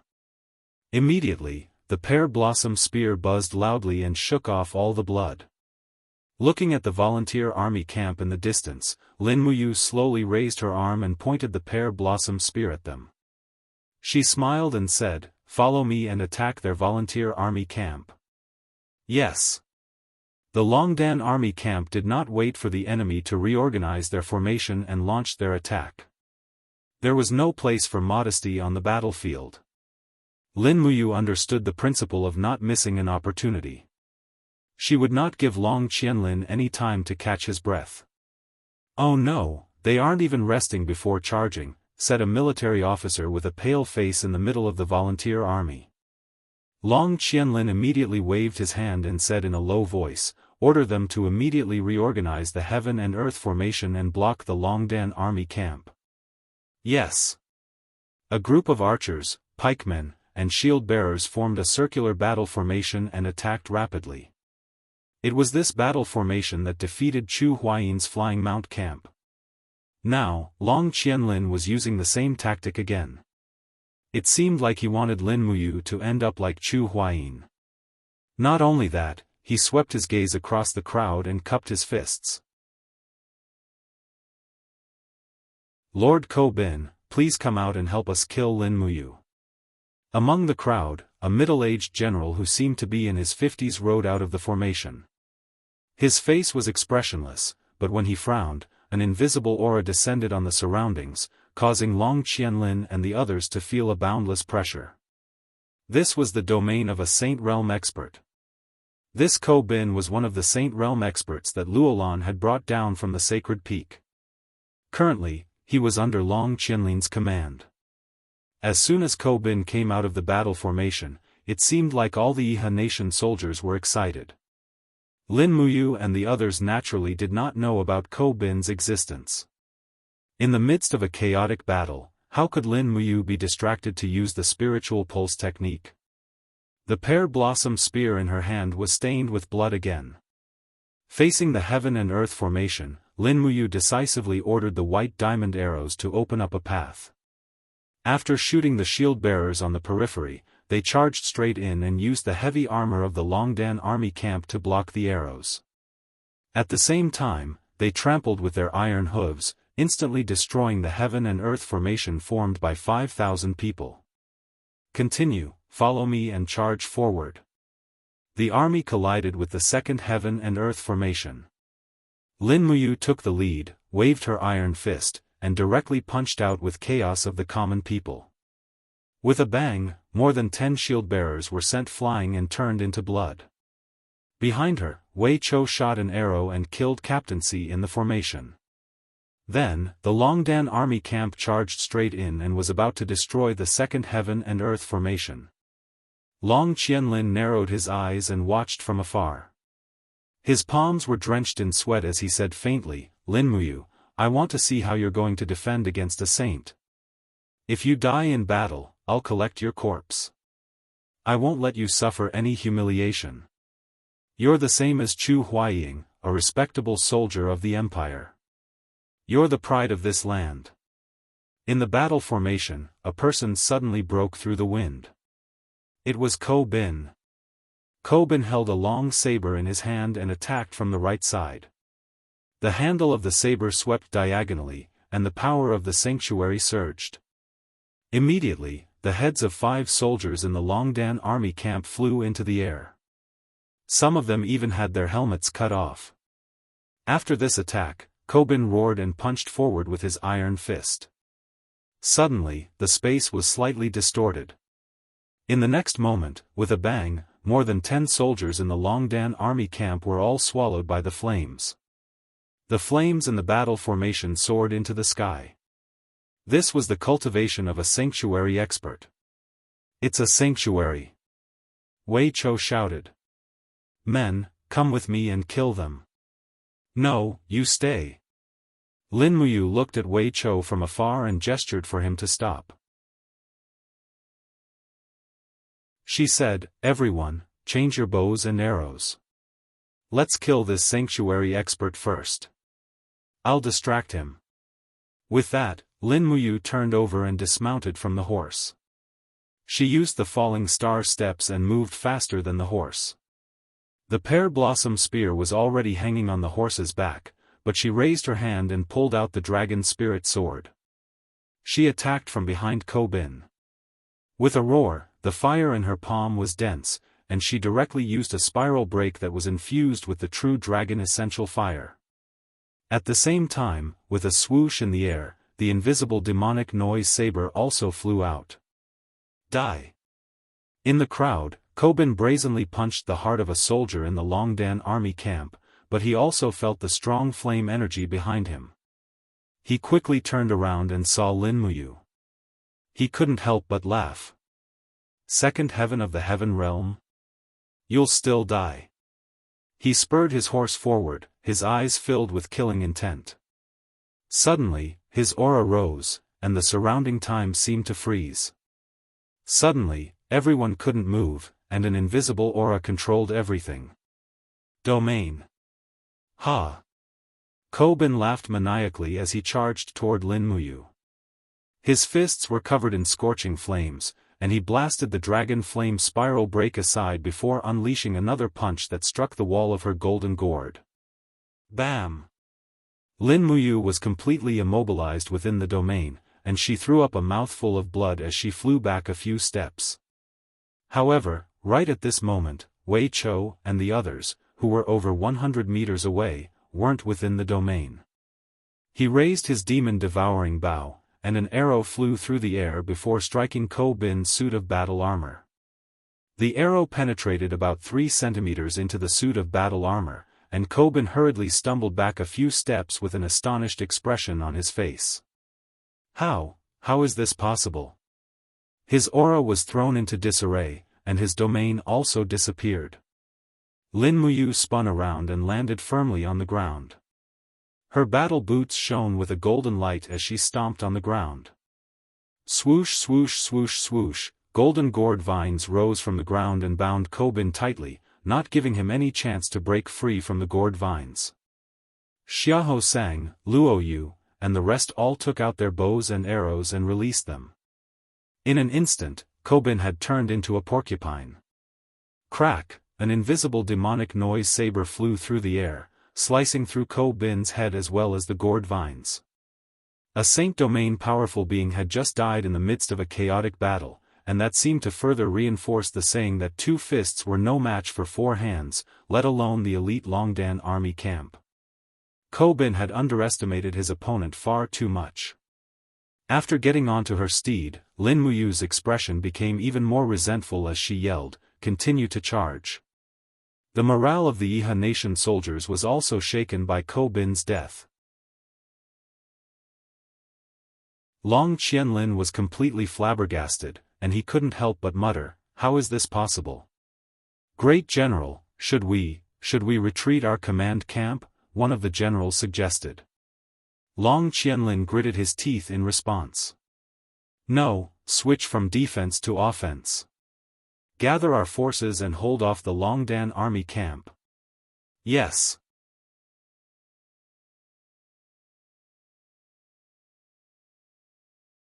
Chapter 303. Mount Heaven's Causeway was a solitary peak that towered between heaven and earth. When Feng Jixing arrived at Mount Heaven's Causeway with 30,000 imperial guards, there was no trace of the imperial flag.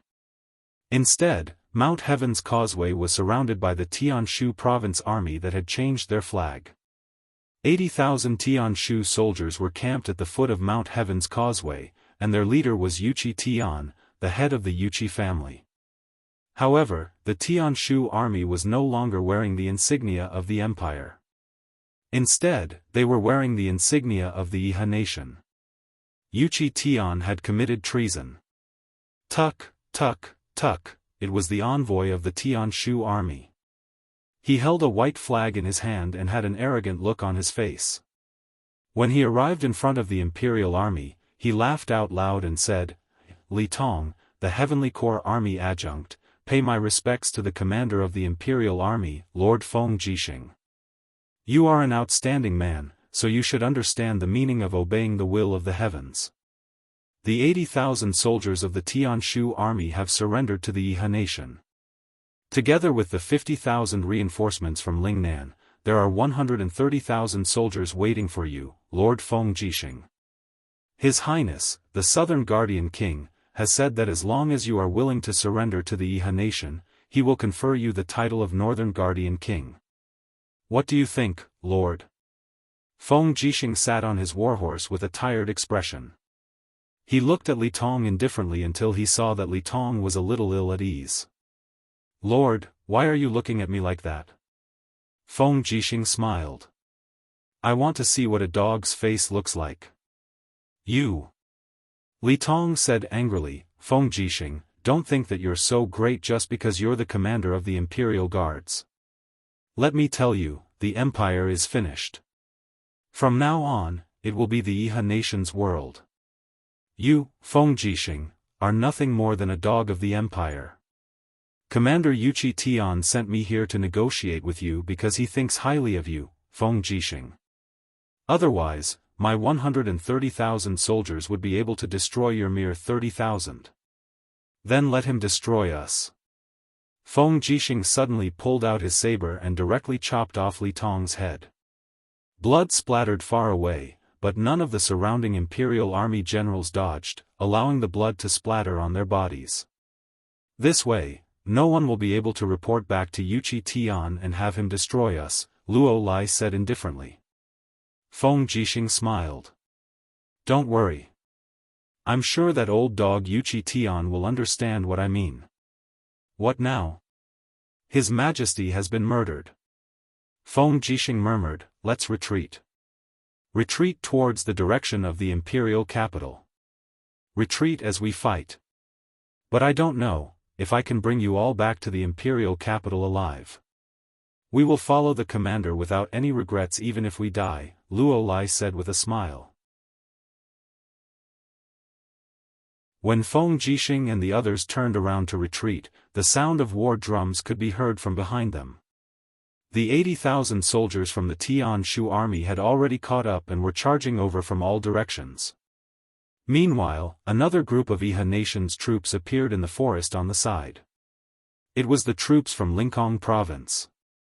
Feng Jixing's eyes turned cold as he said, "Don't continue fighting. Cavalry, switch to bows and long-range projectiles. Cover the infantry's retreat. Yes. Sounds of killing could be heard from all directions in the forest. In Lanyan City, dust was flying everywhere on the battlefield north of the city, but the battle was nearing its end. The afterglow of the setting sun shone on the battlefield, illuminating the pools of blood. After a whole day of fighting, the Longdan army camp had not been able to charge out of here, but the Iha nation had paid an even heavier price.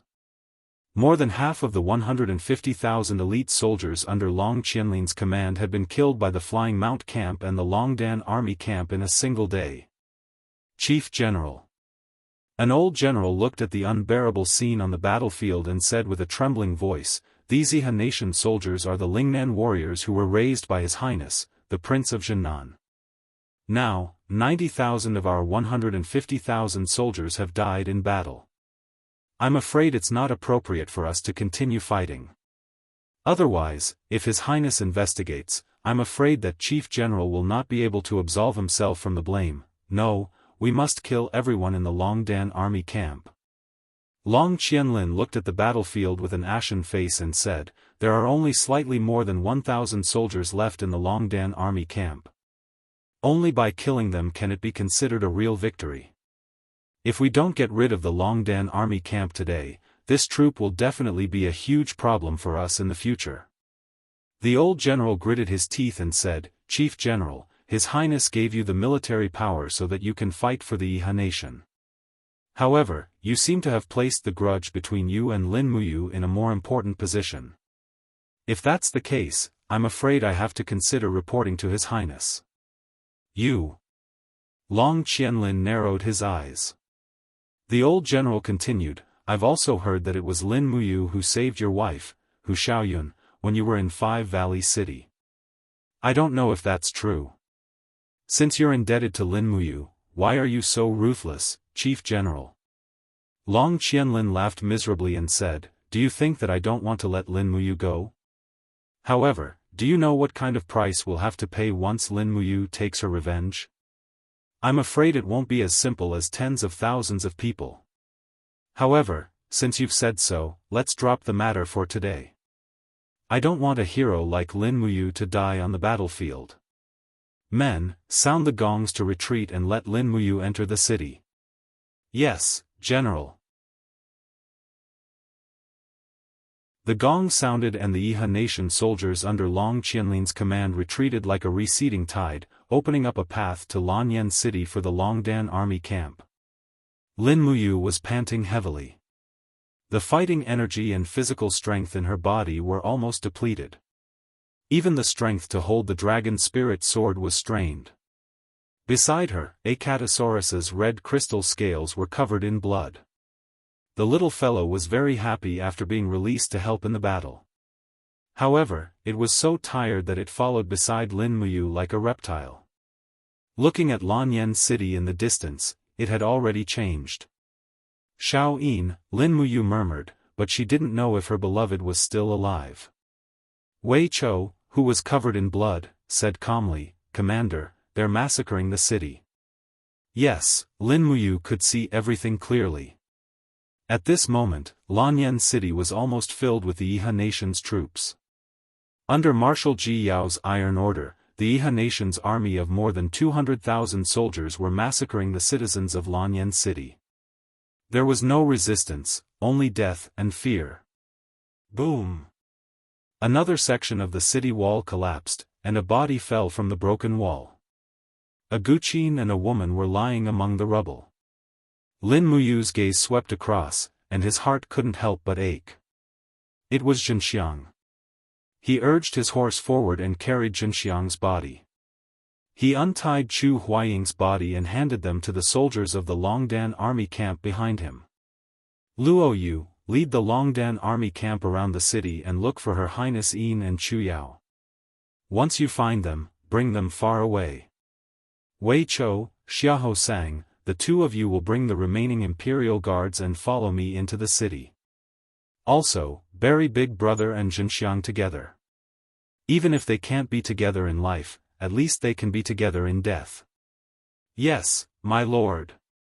There were only slightly more than 1,000 people left in the Longdan army camp. Lin Muyu really didn't want this army that he had raised with his own hands to die in the chaos. At least he wanted to leave a torch for the Longdan army camp and the empire. As night fell, the Longdan army camp disappeared into the night. Lin Muyu, Wei Chou, and Xiahou Sang brought more than a dozen imperial guards into the city. They could only hope that Qin Yin could successfully escape. However, it was easier said than done. The Iha nation had sent countless soldiers and peerless masters to hunt down the empire's crown prince in the city. In the distance, there were howls on Tongtian Street. Countless commoners were banished to the streets. Then, they were killed by a group of brave soldiers carrying broadswords. The screams of young girls could be heard from the rubble on the side.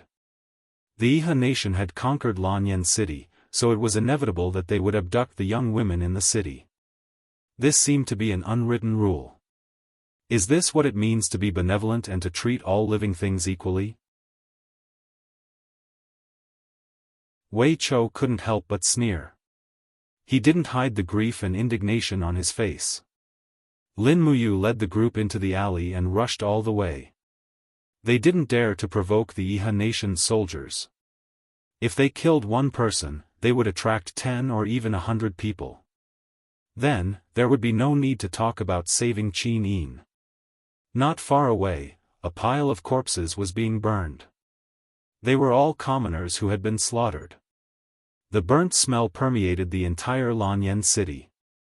Judging from the light of the fire, more than 1/3 of the city had been burned and killed. Lanyan city was very large and could accommodate 5 million people. The Iha nation's massacre would probably continue for a long time. When the group took a detour to the vicinity of Zetian Palace, they saw from a distance that Zetian Palace had been heavily surrounded by the Iha nation's army. The dozen or so people under Lin Muyu's command were simply courting death. However, there were still many Iha nation's cavalrymen coming and going in Zetian Palace. They seemed to be searching for something. Xiao Yin probably hasn't been found yet. Lin Muyu secretly rejoiced and said, "We don't need to enter Zetian Palace. We'll set up an ambush in this alley. We'll knock a few people unconscious and interrogate them." Yes. The group of people tied up their warhorses and hid in an empty house. The commoners had been captured and killed, so there would be no one left. They waited until midnight. Finally, a group of cavalrymen galloped over. Under the starlight, they could see that the person at the front was wearing a black cloak and armor. He was actually a high-ranking general with 3 stars on his collar. He was a commander-level person. Lin Muyu's eyes turned cold and she said, "Do it." Swoosh, swoosh, swoosh, the golden gourd vines quickly rose and entangled all the people in the alley. Lin Muyu rushed down with her sword. With a wave of her long sword, she directly cut off the head of the commander at the front. It seemed that he was a civil general who did not know martial arts. The group of people following Lin Muyu were all imperial guards. Their cultivation levels were extremely high. They finished off the group of cavalrymen in 2 or 3 moves, leaving only one alive. This survivor looked at the corpse under Lin Muyu's sword and muttered, "It's over, it's over." "The commander is dead," Wei Chou said coldly, "a mere commander, what does he count as?" The bodyguard was aghast and said, He is the Iha kingdom's general Lin Yu." Lin Yu? Lin Muyu was stunned, the Lin Yu who used the tactic of crossing the mountains with a green raincoat? Yes. Good death. Lin Muyu swept her gaze across and said, "Leave no survivors. Change into their clothes and continue to look for Her Highness Yin." Yes. The sky gradually brightened. The holy temple was full of commoners who were seeking refuge. They hoped that the guards of the holy temple could save them and escape the massacre of the city. But how could they escape? Boom! Under the fierce palm wind, the bodies of the 2 Iha kingdom cavalrymen were torn apart. The holy temple's grand deacon, Lei Hong, stood guard outside the holy temple. He looked towards the east and said, "It's daybreak," but at this moment, a powerful aura suddenly descended from the sky. He hurriedly looked up and a trace of despair flashed in his eyes. Luo Lan.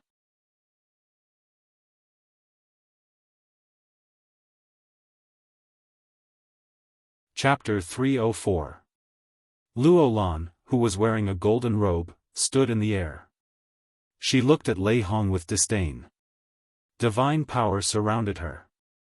She smiled faintly and said, "You are Lei Hong, one of the two sacred regions of Lanyan City?" Lei Hong raised a shining iron spear. His eyes were filled with reverence. He said, "Luo Lan, the sacred temple is the temple of the continent's cultivators. Since ancient times, it has not been blasphemed. No matter how many soldiers pass by, no one is allowed to start a massacre in the sacred temple. Iha country massacred the entire city, but definitely not in my sacred temple. No, I don't kill." Luo Lan's lips curled up. She said indifferently, "I'm only here to meet you, one of the two sacred regions of the empire." Lei Hong glanced at the bustling citizens of Lanyan City in the sacred temple. He also saw Guiyang, Qin Yan, and the others looking at him. He shouted, "Close the doors of the sacred temple. No matter what happens, don't come out." Qin Yan gritted his teeth. "Grand Deacon." Lei Hong said decisively, "Close the doors." Guiyang pushed with his palm. Immediately, the doors of the sacred temple closed. Through the gap of the doors, Lei Hong, dressed in a white robe, raised his iron spear high up. The power of the spirit returning art quickly spun. "Good. Good." Luo Lan praised twice and laughed, "This is the first time I've met such an opponent since I came to the lower realm. Heh, but it's still not enough. I didn't expect that after Qin ascended 200 years ago, the powerhouses in the lower realm would be so weak that a mere Saint Venerable can become the Saint Hall's Grand Deacon." As she spoke, Luo Lan suddenly thrust out with one hand. A blood-red blade came out of her body. First-class martial spirit, demon blood blade. In the next moment, the light of the demon blood blade fell down like a mountain. Bang! Dust rose. The spear in Lei Hong's hand was broken into two. A bloodstain appeared on his shoulder. But he seemed to not feel the pain at all. He suddenly leaped and rushed towards Luo Lan. His left hand was behind his back. He quickly raised his right hand. The second-class martial spirit, Starlight Sword, came out of his body. The blade was surrounded by the golden divine power of the spirit returning art. It broke through the air. Good timing. Luo Lan chortled with glee as she gently swept an arm through the air, upon which a suit of battle armor quickly materialized. Bursts of divine power were injected into the suit of battle armor, and the suit of battle armor was able to forcibly repel Lei Hong's attack. However, Lei Hong's attacks were unending. The moment his martial spirit shattered, he raised his palm, and the soul-returning art transformed into a golden light that fell from the sky. It was like a golden bell that enveloped Luo Lan and the demon blood saber. With a wang sound, the flames soared into the sky and burned fiercely. Luo Lan was dead.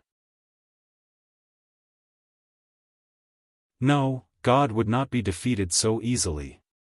In the next moment, with a chi-la sound, space distorted slightly, and a spatial crack suddenly appeared behind Lei Hong. Luo Lan's figure came out, and she said indifferently, "It ends here, Lei Hong, go to the afterlife." Buzz! The demon blood saber glowed brightly, forming a powerful divine realm domain that enveloped Lei Hong and Luo Lan. Arg! Lei Hong let loose a howl of anguish as blood flowed from the corners of his mouth. He abruptly fell to his knees, and he was completely unable to activate his Saint Realm domain. In the face of Luo Lan's power, he appeared to be extremely weak. Furthermore, the blood that was seeping out of the corners of his mouth transformed into beads of blood that flew toward the demon blood saber. The demon blood saber was a renowned, lethal weapon that devoured the blood essence of others in order to become more powerful. Golden red light swelled even further, and Luo Lan's expression was quite sinister as she chortled with glee. Accept your fate, the history of our empire is over. Lei Hong's body began to twist and contort, but he gritted his teeth and endured the immense pain without uttering a single sound. A series of bloody grooves appeared on his skin and face, and his energy and blood were being sucked dry by the demon blood saber. However, he was unwilling to give up his entire cultivation base to the demon blood saber. You! Raham roared into the sky. The underworld azure stone ring on his thumb buzzed out of the black tortoise shield. However, it instantly shattered under the pressure of the demonic blood saber. Raham's muscles and chi and blood swelled up as he roared, "Take revenge for me." Pang! Golden light exploded, and the entire plaza in front of the temple turned into a huge pit. Lei Hong's body had already disappeared. Ashes to ashes, dust to dust. A dignified grand deacon of the temple had actually died without a complete corpse. Ding! The azure netherstone ring was very sturdy, and it actually fell into the rubble in the huge pit unscathed. Humph! Luo Lan snorted coldly, and suddenly slapped out with his palm.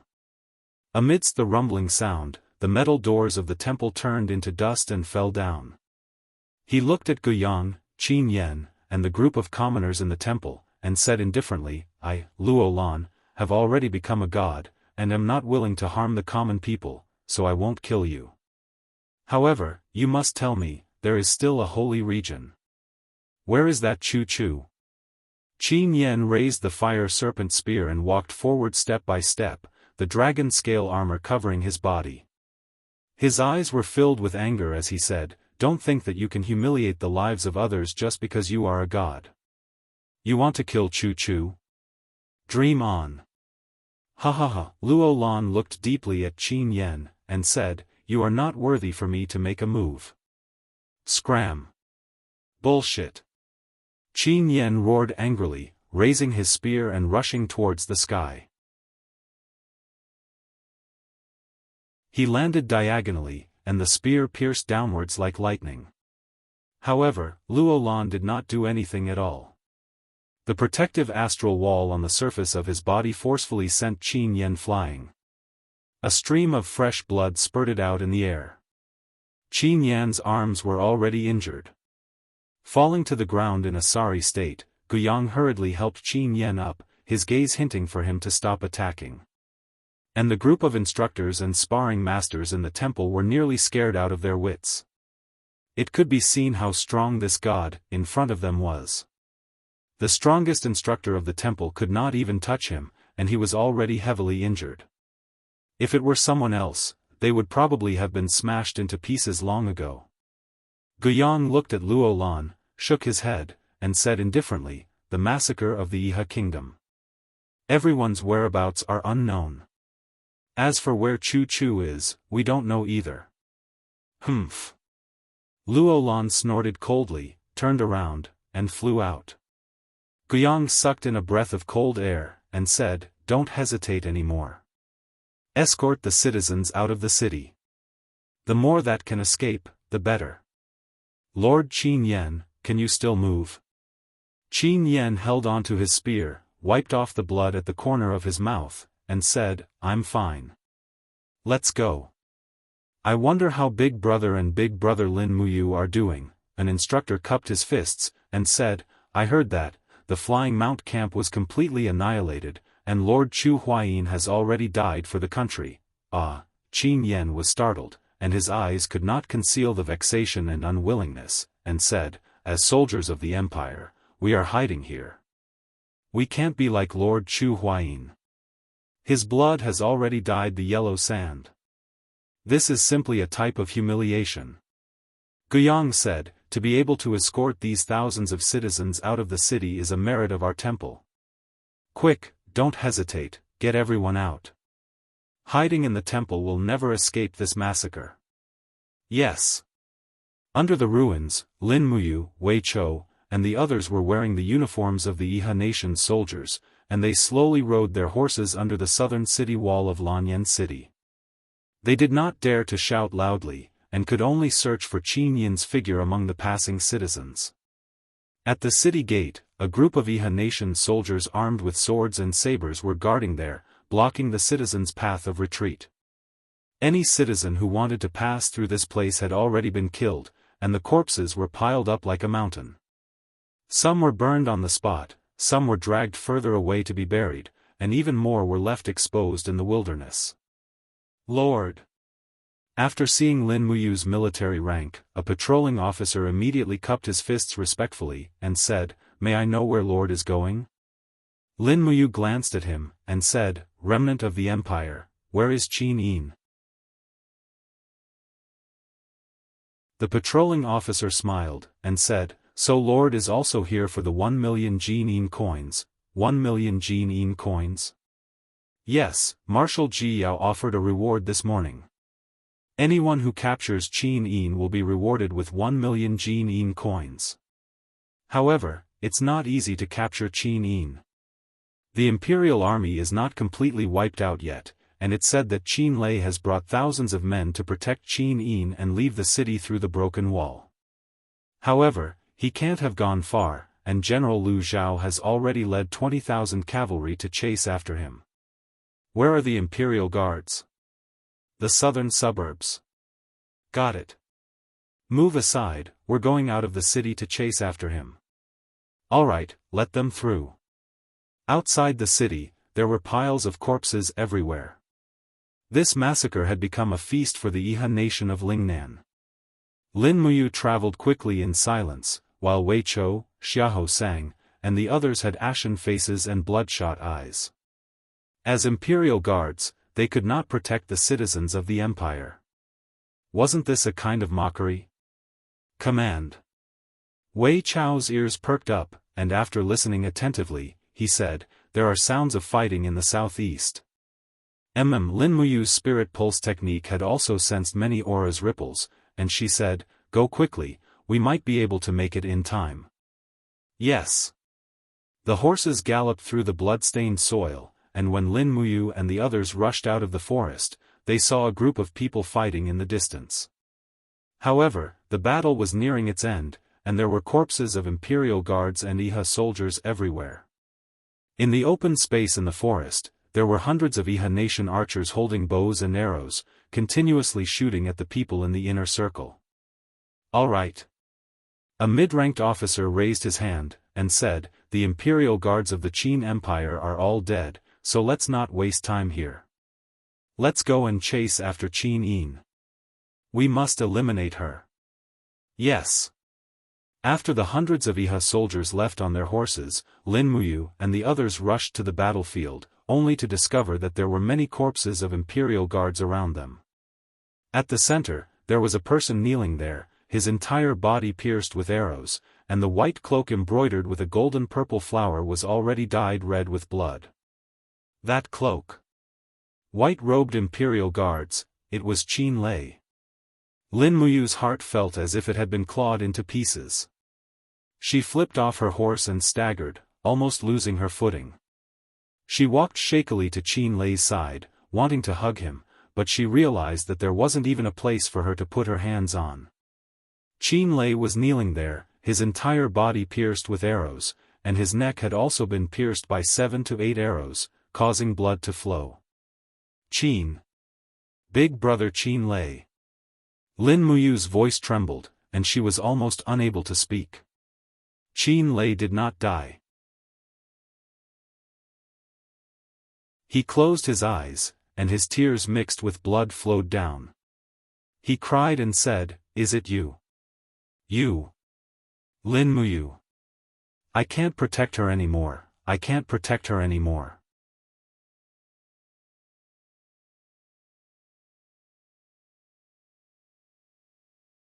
Chapter 305.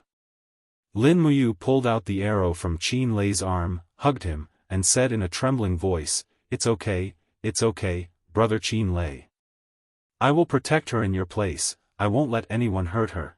Qin Lei didn't say anything, his body gradually turning cold, and the last strength of his life slowly faded away. Wei Chou, Xiahou sang, and the other Imperial Guards all dismounted and knelt on the ground, tears flowing uncontrollably. The Imperial Guards of the Qin Empire, the commander of the Imperial Guards, Qin Lei, had died for his country. Get on the horse and find Her Highness Yin. Lin Muyu mounted the horse and wiped away the tears on his face. He thought he was just a passerby in this world, but today, he was no longer. On the roadside, groups of refugees escaped from Lanyan City, but what awaited them were more and more hunting teams. Lin Muyu held the dragon spirit sword and rode back and forth with Wei Chou, Xiahou Sang, and the others, but didn't kill anyone. In front of them, a group of ragged commoners were scared out of their wits when they saw them in the Iha nation's military uniform, but they couldn't run anymore. They just sat in the forest and cried bitterly. Lin Muyu took a deep breath and rode forward, saying, "Don't cry, we're not from the Iha nation. Let me ask you, do you know where Her Highness Qin Yin is?" You're not from the Iha nation?" A young girl about 20 years old asked while crying. "Yes, no, we're the Imperial Army, but we've changed into the Iha nation's uniform." "Then you..." The young girl suddenly burst into tears, rushing forward and waving her fists to hit Lin Muyu, crying and saying, "You trash! What Imperial Army, you actually let the dogs of the Iha nation kill so many innocent commoners. You're not the Imperial Army, you're just a bunch of trash, a bunch of useless trash." Lin Muyu endured her beating without saying a word. Perhaps she deserved it. Every Imperial soldier had an undeniable responsibility for the fall of Lanyan City. On the side, Wei Chou's eyes were cold, and he shouted in a low voice, "Enough. Do you think we don't want to fight? Do you think we have fewer casualties? Do you know that the 17,000 soldiers of the Flying Mount Battalion have already been annihilated? Do you know that in order to save you, only 1,000 of the 20,000 soldiers of the Empire were left in the Longdan army camp? Do you know that the commander of the Imperial Guards, Qin Lei, and the commander of the Flying Mount Battalion, Chu Huaying, have already died for their country? Do you know that the person you are fighting has killed hundreds of Iha soldiers? Yes, you're all civilians. You can choose not to participate in the war, but Lanyan City is our home. No one can shirk the responsibility for the destruction of our home. We're soldiers, and it's our duty to fight for our country. But, please don't humiliate our dignity as soldiers." The young girl stood there in a daze. After a long while, she sobbed and said, Can we still go home in the future?"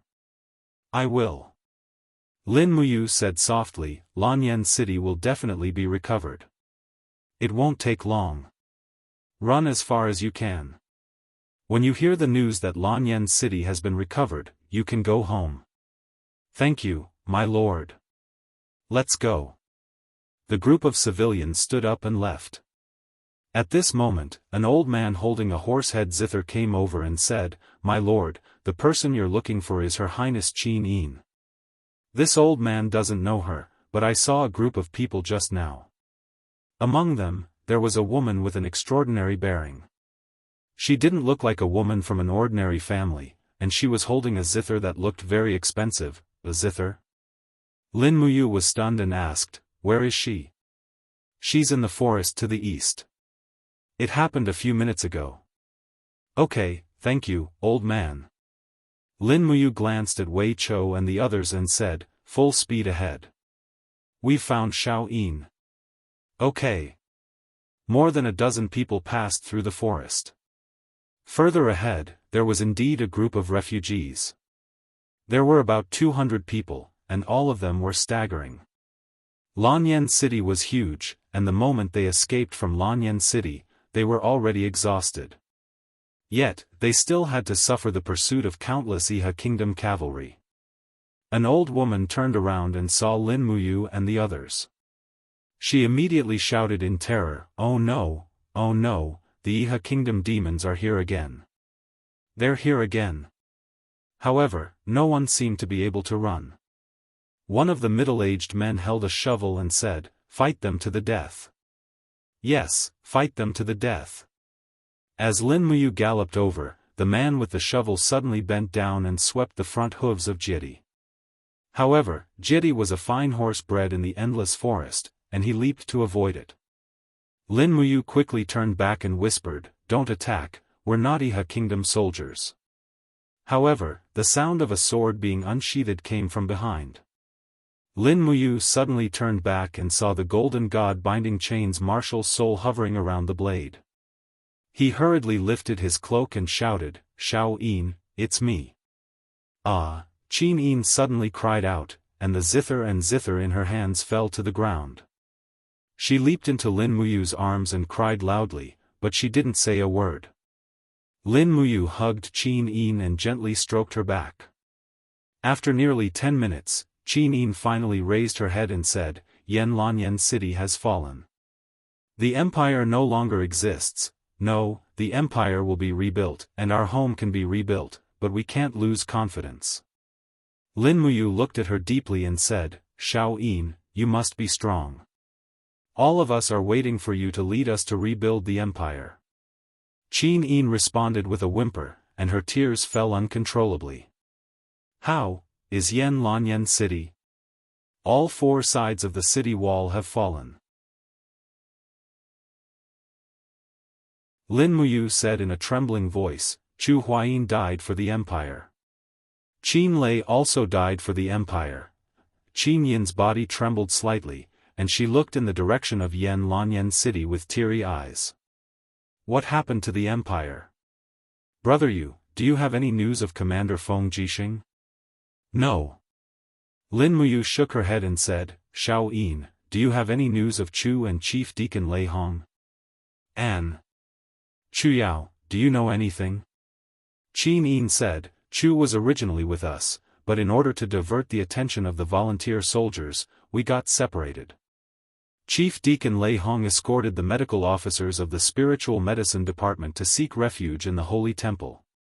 Sister Chu Yao is among them, but I heard that Luo Lan, the God State expert, has already gone to the Holy Temple. I'm afraid, Sister Chu Yao will be fine." Lin Muyu said blankly, but even she couldn't convince herself with these words. At this moment, Wei Chou suddenly said in a low voice, "Commander, there are people coming. They are from the Iha nation, and there are at least 1,000 cavalrymen. What should we do? If we leave, I'm afraid Princess Yin and the people will." "We won't leave." Lin Muyu said indifferently, "Even if we die, we must protect this group of people. But don't act rashly. We can't beat 1,000 cavalrymen." "Yes." Lin Muyu turned her horse around and walked over to the Iha nation soldiers. There was a captaincy in this group, and when he saw Lin Muyu's military rank, he immediately cupped his fists and smiled. "So it's the general here. This subordinate is Captaincy Ding Shi of Sunset City. I wonder why the general is here, with a group of traitors of the empire? So it's General Ding Shi."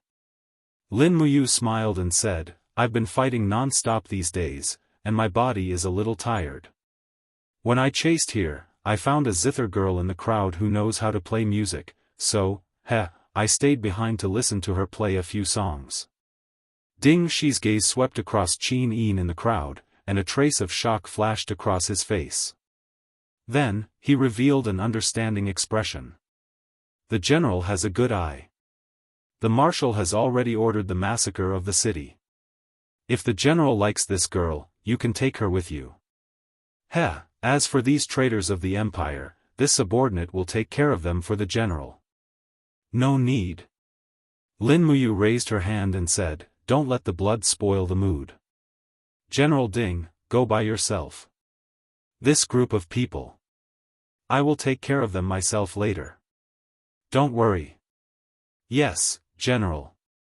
"Then this subordinate will also stay behind and listen to a song with the general before embarking on the journey." "Okay." Lin Muyu sat down cross-legged. Wei Chou, Xiahou sang, and the others also sat down. Under Lin Muyu's gaze, Qin Yin lifted her cloak to cover her face. She silently sat cross-legged on the grass. After straightening the strings of the zither, she slowly began to play.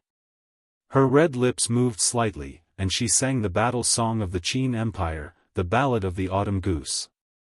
Every word fell on the heart of every soldier of the empire like a drizzle.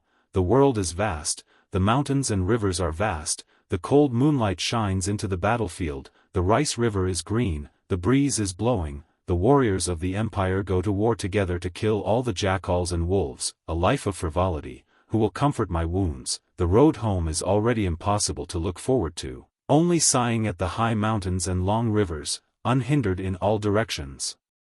Forever defending the country, what harm is there for the soul to return to the ends of the earth? Broken battle robes, warriors, where will the autumn goose be buried? Please take my soul back to the hometown. When the song ended, Wuxia Xianxia sang, and the others all had tears in their eyes. Lin Muyu also felt a lump in her throat, thinking of the deaths of Chu Huayin, Qin Lei, and the others. Perhaps, this song of Qin Yin could comfort these dead souls, as well as herself and Wuxia, the remaining soldiers of the empire? Ding Shi's eyes also turned red. He turned over and mounted his horse, cupping his fists, and said, "General, I will take my leave. I hope that General will take care of yourself. As long as there is a glimmer of hope, there is still hope for the future." Lin Muyu was stunned. Could it be that Ding Shi already knew that the girl playing the zither was Qin Yin? It must be, but Ding Shi actually let them go. Not long after Ding Shi led his troops away, the sound of hooves came from the east again. A large group of people rushed out of the forest, holding the battle flag of the Longdan army camp in their hands. Although this group of people looked battered and exhausted, under the morning light, the empire's insignia on their chests glowed with a charming luster. It was Luo Yu and the others. "Milord." Luo Yu also recognized Lin Muyu and the others. She immediately dismounted and knelt down, saying, We didn't find Her Highness Ing, it's okay, I found her." Lin Muyu stretched out her hand and pointed behind her, saying, "Quickly come and greet Her Highness Ing." Immediately, more than 1,000 Longdan army camp mercenaries dismounted and knelt down on one knee, saying, "Your subordinates greet Her Highness Ing." Qin Yin was moved. She raised her hand, saying, "All of you, rise." Lin Muyu said, "Time is of the essence, don't delay any more. Wuxia, Luo Yu, the two of you join forces and escort Her Highness Ing out of Lanyan City." "Milord, where are we going?" Luo Yu asked. "Dragon Rocky Mountain," Lin Muyu thought for a moment, then said, "After getting in touch with Cloud Province, escort Her Highness to Twilight Rain City. No matter what, Duke Yun is Her Highness' maternal grandfather, he will protect her." "Yes." Looking at the way Lin Muyu mounted the horse, Luo Yu was stunned. She asked, "Milord, where are you going?" I'm going to look for Chu Yao." Lin Muyu's expression darkened, and she said, "Once Big Brother Chu Huayin is dead, I will be his only relative. I must find Chu Yao, otherwise, I will be letting down Big Brother Chu's spirit in heaven. Your subordinate will go with you. Don't be ridiculous, you guys escort Her Highness out of here, I can come and go freely by myself, you guys will only be a burden if you follow me." "Yes, milord, you," Qin Yin suddenly called out softly. "What's the matter, Xiao Yin?" Lin Muyu asked with a smile. Although Qin Yin's heart was filled with unease, she smiled slightly and gave him her best look, saying, "The mountains are long and the rivers are far, we will meet again if fate allows it." "Yes, we will meet again." Lin Muyu nodded and rode away.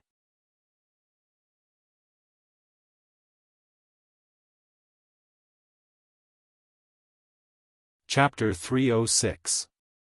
South of the Seven Seas Province, Jianfeng Ridge, a lone peak pierced the clouds. Banners fluttered at the foot of the mountain. The Jianfeng Ridge Barracks was also one of the 3 major garrisons in the Seven Seas Province. There were 70,000 soldiers stationed at the Jianfeng Ridge Barracks, and they surrounded and protected each other with the Seven Seas Pass.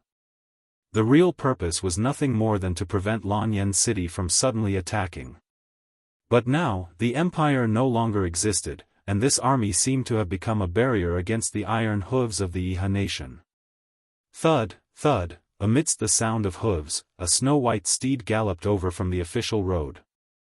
On the back of the steed was a beautiful young lady in a black cloak. Under the moonlight, her eyes were filled with anxiety and helplessness. When she arrived at the barracks gate, a group of soldiers immediately surrounded her and shouted, "Who are you? How dare you trespass into the Jianfeng Ridge barracks?" Tang Xiaoxi flipped off the steed, and a beautiful face appeared in front of everyone. A 10-man squad leader immediately knelt down with his spear and said, "Princess Xi." Immediately, everyone knelt down in a circle. Tang Xiaoxi looked at everyone indifferently and said, "Bring me to Commander Tang Zhen of the Jianfeng Ridge barracks." Yes. Tang Zhen was promoted to the commander of the Jianfeng Ridge barracks after the Battle of Demon Subduing Pass. He was considered one of the important generals of the Seven Seas city.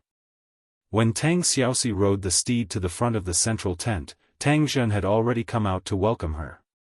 He cupped his fists and said, "Subordinate Tang Zhen greets Princess Xi. May I know what brings Princess Xi to the Jianfeng Ridge barracks?" "Commander Tang Zhen, please send troops to reinforce Lanyan City," Tang Xiaoxi said resolutely. Tang Zhen sighed and shook his head. "It's too late. Just this afternoon, we received news that Lanyan City has been breached. Her Highness Qin Yin is missing. The Flying Mount Camp and the Imperial Guards have been annihilated. It's said that Chu Huayin and Qin Lei died in battle. Feng Jixing led 30,000 Imperial Guards out of the encirclement." "What?" Tang Xiaoxi retreated a few steps and fell onto her steed. This news was like a bolt from the blue, and she couldn't accept it. "Princess Xi, are you all right?" Tang Zhen asked with concern. Tang Xiaoxi felt a sharp pain in her chest. She clutched her chest and frowned. "Where's Mu? How's Lin Muyu?" Tang Zhen said, "Lin Muyu led 15,000 Longdan army camp soldiers to a bitter battle with Long Qinlin's main force outside the city's north. After killing 70,000 volunteers, the entire army was annihilated. Lin Muyu's whereabouts are unknown." Ah, Tang Xiaoxi felt as if she had been struck by lightning. She stood there dumbfounded, and tears streamed down her cheeks. "Princess, we..."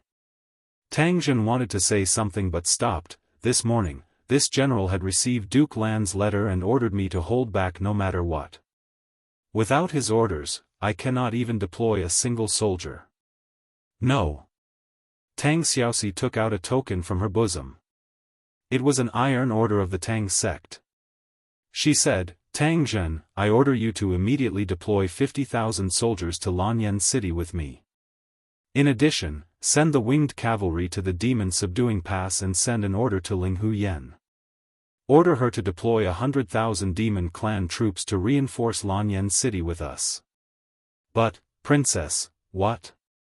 Do you want to disobey the iron order of the Tang sect? Are you still a general of the Tang family? Are you still a general of the Qin Empire?" I.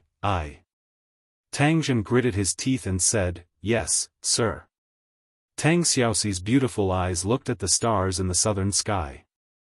It was dim there. She murmured, "Mu, Shao Yin, you must hold on until I come. Don't die." In Lanyan City, there were ruins everywhere. It was a mess. Lin Muyu's nose was filled with the strong smell of blood. He rode slowly on Tongtian Street. On the street, there were piles of cold corpses, and flies were flying. Farther away, the soldiers of the Iha kingdom were holding a banquet. They surrounded a group of women in Lanyan City and roasted them with bonfires. They listened to the screams of the girls for fun. Lin Muyu clenched his fists, and the golden marshal's soul lingered on his arms. But he held back in the end.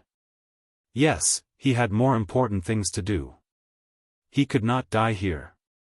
He quietly came to the holy temple, only to find that it was already on fire. The fire was blazing, just like the fire of Wuxi in the distance. The entire imperial capital was in a state of death. In front of the temple, there was a huge crater. Lin Muyu furrowed his brows. His spirit pulse technique detected traces of spiritual energy coming from the rubble. He dismounted from his horse and rummaged through the rubble. Finally, a pitch-black nether stone thumb ring appeared in front of him. This was the gift he gave to Lei Hong. Lei Hong had once said that he wouldn't throw this thumb ring away even if he died. A rather familiar aura filled the air. This was the aura of Lei Hong's power. But Lin Muyu could not feel Lei Hong's life force. He had already disappeared with the wind. Holding the thumb ring, the cold wind blew on his face. His body trembled slightly, and he felt an indescribable heartache. He slowly knelt in the rubble and curled his body in pain. He was like a shrimp, shivering miserably in the cold wind and crying softly. Lei Hong had died in battle, and the holy temple had been burned to the ground. But, where was Chu Yao? After a long time, Lin Muyu stood up in the rubble again.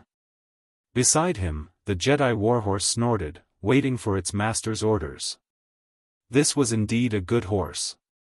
It had not eaten for a few days, but it still had a lot of energy. Jumping on the horse, Lin Muyu came to the front of the spiritual medicine division. But he found that the door of the spiritual medicine division was already broken. He slowly urged the horse in, but there was no one. The main hall of the spiritual medicine division was filled with corpses. Almost all the pharmacists had been killed, but there was no corpse of Chu Yao. "Don't kill me, don't kill me." Suddenly, a voice came from the medicine cabinet in the corner. Lin Muyu walked forward and said indifferently, "Come out." But the person was still trembling and begging, "Don't kill me, don't kill me." In a fit of rage, Lin Muyu raised her sword and slashed the cabinet open. Behind her was a man hugging his knees, trembling uncontrollably. His shoulder was covered in blood, as if he had been slashed by a sword, and he looked rather familiar. It was Luo Bin, the son of Minister Luo Xing. "Luo Bin?" Lin Muyu looked at him coldly and asked, "Why are you hiding here?" Luo Bin also recognized Lin Muyu, and hurriedly crawled over to hug the front leg of the Jedi warhorse. "Lin Muyu, take me away, I don't want to die, I don't want to die." Lin Muyu looked at him in disgust. "I'm asking you, where did Chu Yao go?" "Chu Yao? Chu Yao left with Qin Yen and the rest. They are being chased, to the south gate." "South gate?" Lin Muyu snorted coldly, turned his horse around, and left. People like Luo Bin should be left to fend for themselves. The night passed quickly, and when Lin Muyu arrived at the south gate, he found that there were only some Iha country guards here. He didn't see Qin Yen, Chu Yao, and the rest. "Milord, are you patrolling at night?" a guard asked respectfully. Lin Muyu didn't speak, but the spirit pulse technique transmitted a threatening power he had never felt before. A vast domain descended from the sky, and he hurriedly raised his head to see a person walking through the air, and a palm filled with divine power came crashing down. It came too quickly. Lin Muyu hurriedly leaped off the horse's back with falling star steps. However, she only heard a cry of agony. The Jedi warhorse had been smashed into pieces just like that. Her heart ached. At the same time, she raised her head and saw that the person was floating in the air. His golden robes fluttered in the wind as he looked at her with a pair of eyes filled with disdain. "Luo Lan. It was you who killed Great Deacon Lei Hong?" Lin Muyu said coldly. Luo Lan smiled faintly. "It was me, but, compared to Lei Hong, I want to know how capable you, one of the 4 heroes of Lan Yen, are to be put in such an important position by that old dog Qin Jin." "Bastard!" Lin Muyu knew that he couldn't escape, and could only fight with his life on the line. He swung his blade, and increased his battle energy to 100%. With a shout, the blood in his body boiled, and the golden gourd martial soul's light shot into the sky. For a moment, the world spun, and the universe reversed. It was as if all the power in the world could be used by him, 6 glorious heavenly calamity. Yo, fighting with your life on the spot? Luo Lan smiled faintly, and slowly opened his hand. The demon blood saber's light shot into the sky, and its aura did not lose to the 6 glorious heavenly calamity. Lin Muyu's heart went cold. Under Luo Lan's godly state domain, it was already difficult for her to raise her battle energy. Forcibly activating the 6 glorious heavenly calamity brought her endless pain, and her body felt as if it would explode at any moment. At this moment, the voice of the 7 luminaries demon emperor came from the depths of her high heavens. You want to fight with a god? You lunatic! Lin Muyu roared, do I have any other choice? Help me! The 7 luminaries demon emperor sighed sorrowfully, I owe you my whole life. This time, I'm really going to be dragged down by you. It's a pity that I've just cultivated a complete godhead, sigh. Suddenly, the 7 luminaries demon emperor let out a shrill cry, and immediately, Lin Muyu felt strands of divine power entering her high. The strands of golden warmth quickly flowed into the long sword, and increased the power of the 6 glorious heavenly calamity. Come on! Luo Lan looked at him as if he was facing a formidable enemy, and laughed heartily. That old dog Qin Jin has sealed the wind, rain, thunder, and lightning generals, so I'll just kill them all.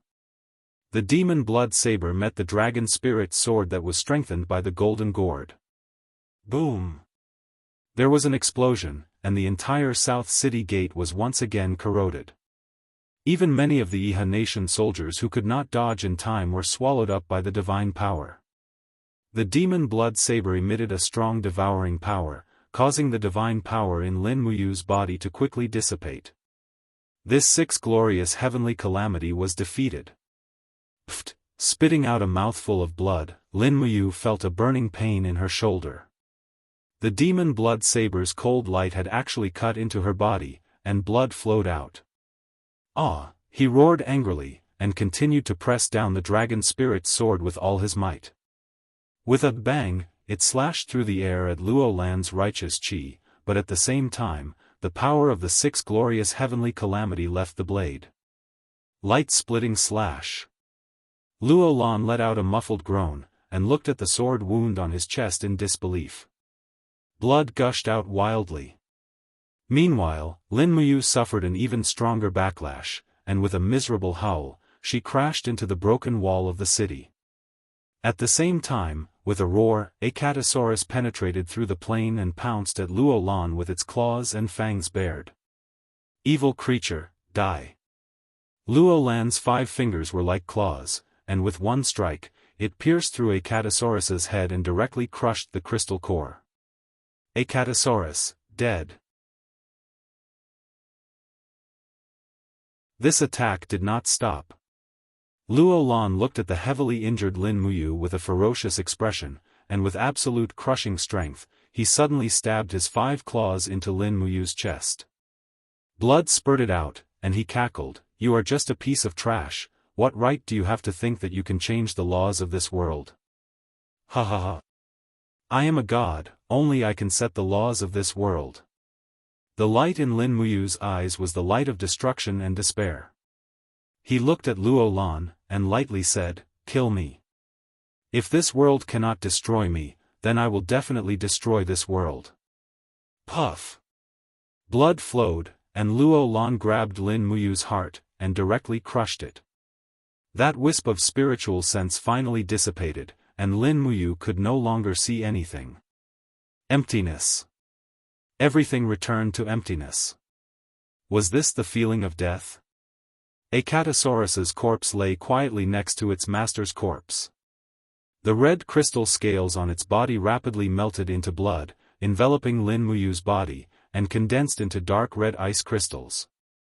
In the next moment, the ice crystals crazily devoured everything around them, and even Luo Lan was forced to take a few steps back. In the blink of an eye, a Catasaurus's corpse had become a giant ice crystal with a radius of 10 meters, lying in the rubble of the south gate of Yanlan City. Vaguely, a human figure could be seen lying in the red ice crystal, motionless, without a sound. Lin Muyu, dead in battle. End of the first volume, Falling Lilies and Falling Lilies. Notes: Falling Lilies and Falling Lilies, Hun, refers to flowers falling from trees, some falling on mats, and some falling into manure pits. It means that people are born unequal, some born in the royal family, some born in the poor. Many people are born with different responsibilities than others, and Qin Yin's name comes from this idiom. Qin Yin is like a flower on a tree, falling into the royal family, but also has to bear a completely different fate. Next, I welcome everyone to continue reading the second volume, Silver Flowers. A new chapter in history is about to open.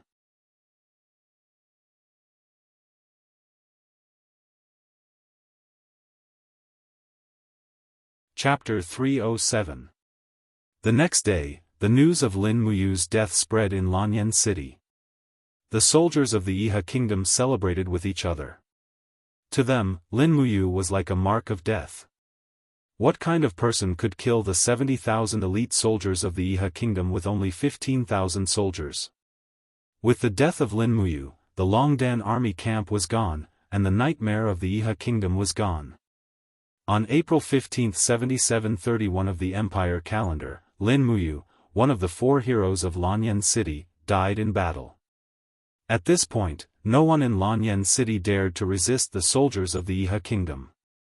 The Qin Empire was officially destroyed on this day.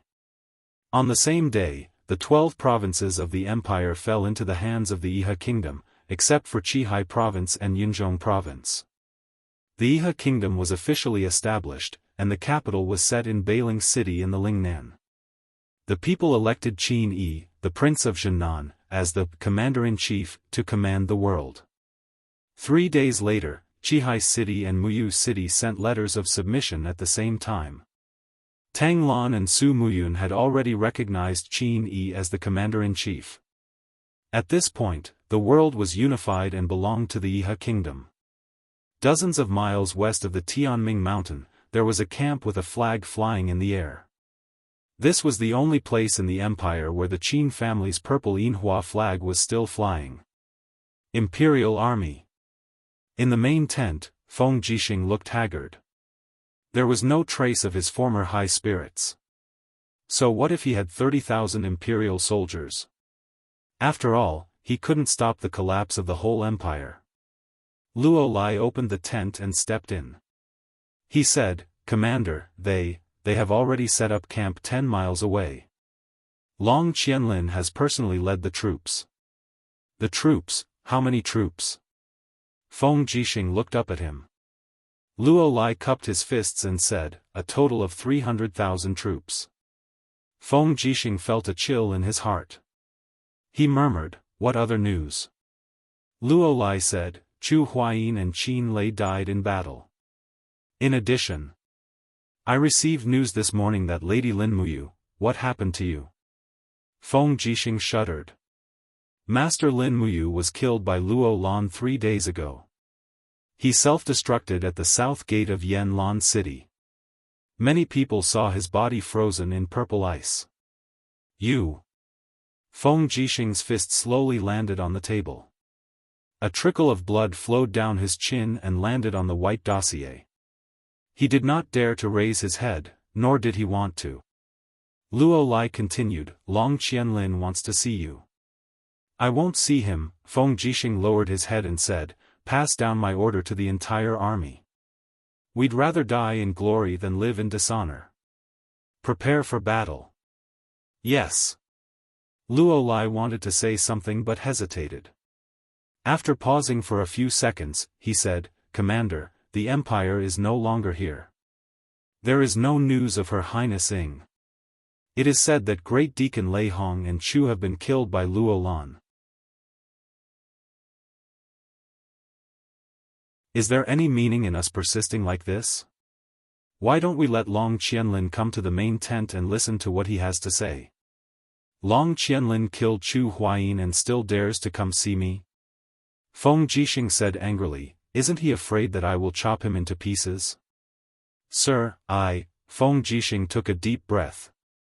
He seemed to have aged a lot and said, "Let him come." Yes. Not long after, a flying general entered the Imperial Army's camp. It was Long Qianlin. "Dismount!" Luo Lai shouted in a low voice. Long Qianlin raised his hands and smiled faintly. "I didn't even bring a weapon. There is no need to be so nervous." Long Qianlin's expression was still calm when he entered the main tent. It was only when he saw Feng Jixing's blood-red eyes that he finally felt a deep chill. "Are you here to die?" Feng Jixing said indifferently as he wiped his saber. Long Qianlin turned around and sat down on a seat. "General Feng, the Empire has lost. Are you still unwilling to accept this fact?" "Accept?" Feng Jixing laughed wildly. "You destroyed everything I had, and now you want me to accept it? You killed my, Feng Jixing's, brothers, you killed my, Feng Jixing's, emperor, and you want me to accept it? Long Qianlin, you bastard, how can I accept it? You are a general of the empire. You helped a tiger and slaughtered the people of Lanyan City. Aren't you afraid of retribution?" Long Qianlin sat there dejectedly and said calmly, "Why don't you think about the pain of my parents and siblings being executed by Qin Jin when you said such words? Qin Jin killed my family, so why can't I kill his family? The massacre of Lanyan City is not something I, Long Qianlin, can control. I'm just a general, not a marshal. Your Iha nation." Feng Jixing choked and said, "Your Iha nation calls us the hawks and dogs of the empire, but, aren't you, Long Qianlin, the hawks and dogs of Iha nation too?" Long Qianlin was slightly taken aback. "General Feng, are you determined to fight?" "Yes. But can the 30,000 Imperial Guards be a match for the 300,000 soldiers of Iha nation?" Long Qianlin's eyes were filled with coldness. "Do you know that I've prepared 5,000 barrels of black beech oil and enough fire starters? Once the battle starts, I'll use catapults to throw the black beech oil into the Imperial Guards camp. I'll fire arrows randomly and set up an ambush with an arrow formation. Perhaps I can kill all 30,000 of your Imperial Guards without losing a single soldier." Feng Jixing's heart turned cold. He said angrily, "Long Qianlin, what exactly do you want?" Long Qianlin stood up, cupped his fists, and said, "I know that General Feng is a benevolent general. You won't let the 30,000 Imperial Guards die in vain, so I, Long Qianlin, am willing to use my head as a guarantee. As long as General Feng is willing to surrender and disarm the 30,000 Imperial Guards, I'm willing to guarantee your safety. Not a single one of these 30,000 Imperial Guards will die. Even if General Feng isn't afraid of death, do you not care about the life and death of these 30,000 Imperial Guards?" Feng Jixing sat there in pain. His face was filled with disappointment.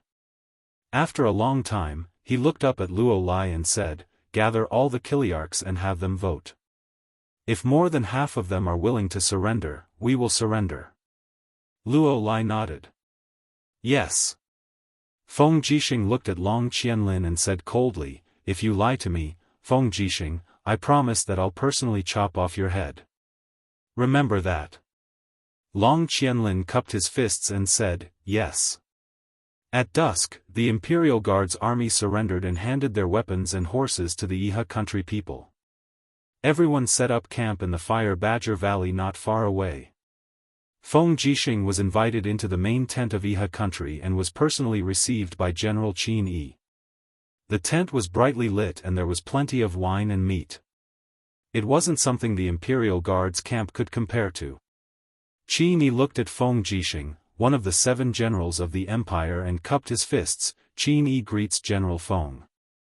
Feng Jixing nodded his head. "I greet King Zhennan, would like to ask you a question." "Ask." Qin Yi laughed out loud. A bright light shot out from Feng Jixing's eyes and he said, "How did His Majesty die? Are you talking about Qin Jin?" Qin Yi smiled and said softly, "I personally strangled him to death in the shallow water." Feng Jixing's expression was dejected, the energy of the purple lightning flame wolf wrapped around his fists. But at that moment, a cold voice spread out from behind him, "Feng Jixing, if you want to attack, then your 30,000 Imperial Guards army will die with you." The one who spoke was Luolan, the only god here. Feng Jixing's fists loosened and he cupped his fists. "I am not feeling well, so I will return to camp first. Your Highness, please excuse me." Qi Ni nodded his head and smiled, "General Feng, I won't send you off." Right when Feng Jixing rushed back to Fire Badger Valley in a daze, he noticed that flames surged into the sky. The Imperial Guards camp had already turned into a purgatory. Numerous Imperial Guards army soldiers cried out miserably in the flames. Those who wanted to charge out were quickly killed by the Iha country archers. In an instant, Feng Jixing's eyes turned red and he pulled out his wind cutter blade. "Bastard!" The blade swept across, and the heads of a few archers flew into the sky. Feng Jixing looked at the Imperial Guards who were howling miserably in the fire. He was like a frenzied beast as he cried loudly and slashed at the group of volunteer soldiers like a madman. He didn't care about the wounds on his body at all, but it was useless. How many people could he kill alone? As for the Imperial Guards army, 30,000 of them would become corpses tonight. In the forest not far away, Long Qianlin's hands were tied behind his back. He was tied to a tree and the flames shone on his ashen white face. Tears flowed down his face as he shouted, "Ji Yao, why did you lie to me? Why did you lie to me?" Ji Yao's gaze was ice cold. "General Long, you are one of the founding fathers of Iha country. Remember this forever. If Feng Jixing's 30,000 Imperial Guards army doesn't die, Iha country won't be stable." "Bastard, you bastard!" Long Qianlin roared, "Someone, untie me. Save them. Hurry up and save them." But none of the soldiers dared to move. Ji Yao said coldly, "Long Qianlin, I'm not as good as you when it comes to commanding troops and fighting battles. But when it comes to making decisions, you're just a hothead. Learn well. I brought these brave soldiers from Lingnan. Do you think they will listen to you, a temporary general, instead of me?" Long Qianlin looked powerlessly at the flames in the distance. It was chaos there. Miserable cries mixed with the sound of the wind. Tears streamed down his face as he roared at the sky, "Feng Jixing, Feng Jixing. I, Long Qianlin, can't repay this debt of blood even if I'm cut into 1,000 pieces." Throughout the night, when the flames were extinguished, the soldiers' cries could no longer be heard. Feng Jixing's armor was badly damaged by the flames. He sat on a pile of corpses in a daze. The wind cutter in his hand was nowhere to be seen. He stared blankly into the distance and murmured, "Bastard, bastard, bastard." He slowly stood up and found his windslasher saber. Then, he began to dig the soil. After digging a pit, he dragged a few corpses of the Imperial army that had been burnt beyond recognition and buried them. He repeated this process repeatedly, as if he was a machine that did not know fatigue. Until the web between his thumb and forefinger split open and blood flowed down the windslasher saber. Amidst the lingering smoke, Long Qianlin couldn't bear to watch anymore. He turned to the soldiers beside him and said, "Send him food every day. I'm afraid that if we don't bury all 30,000 Imperial Guards army corpses, Feng Jixing won't be willing to say another word to anyone." "Yes, General." At this moment, a messenger galloped over from afar. His face was filled with shock as he said, "General, something bad has happened." "What's the matter?" "A large number of Qihai City and Demon Race troops have appeared outside the southern city of Lanyan City. There are a total of 150,000 of them. They seem to be led by Tang Xiaoxi and Tang Zhen from Qihai City. The commander has ordered me to summon you back to command the brave soldiers to resist the enemy." "Resist the enemy?" A chill flashed across Long Qianlin's eyes as he said, "Does Iha country still want me, Long Qianlin, to serve them?" You're tuning in to the Unparalleled Sword Will YouTube channel. Don't forget to subscribe and join us on this journey to catch the most captivating stories.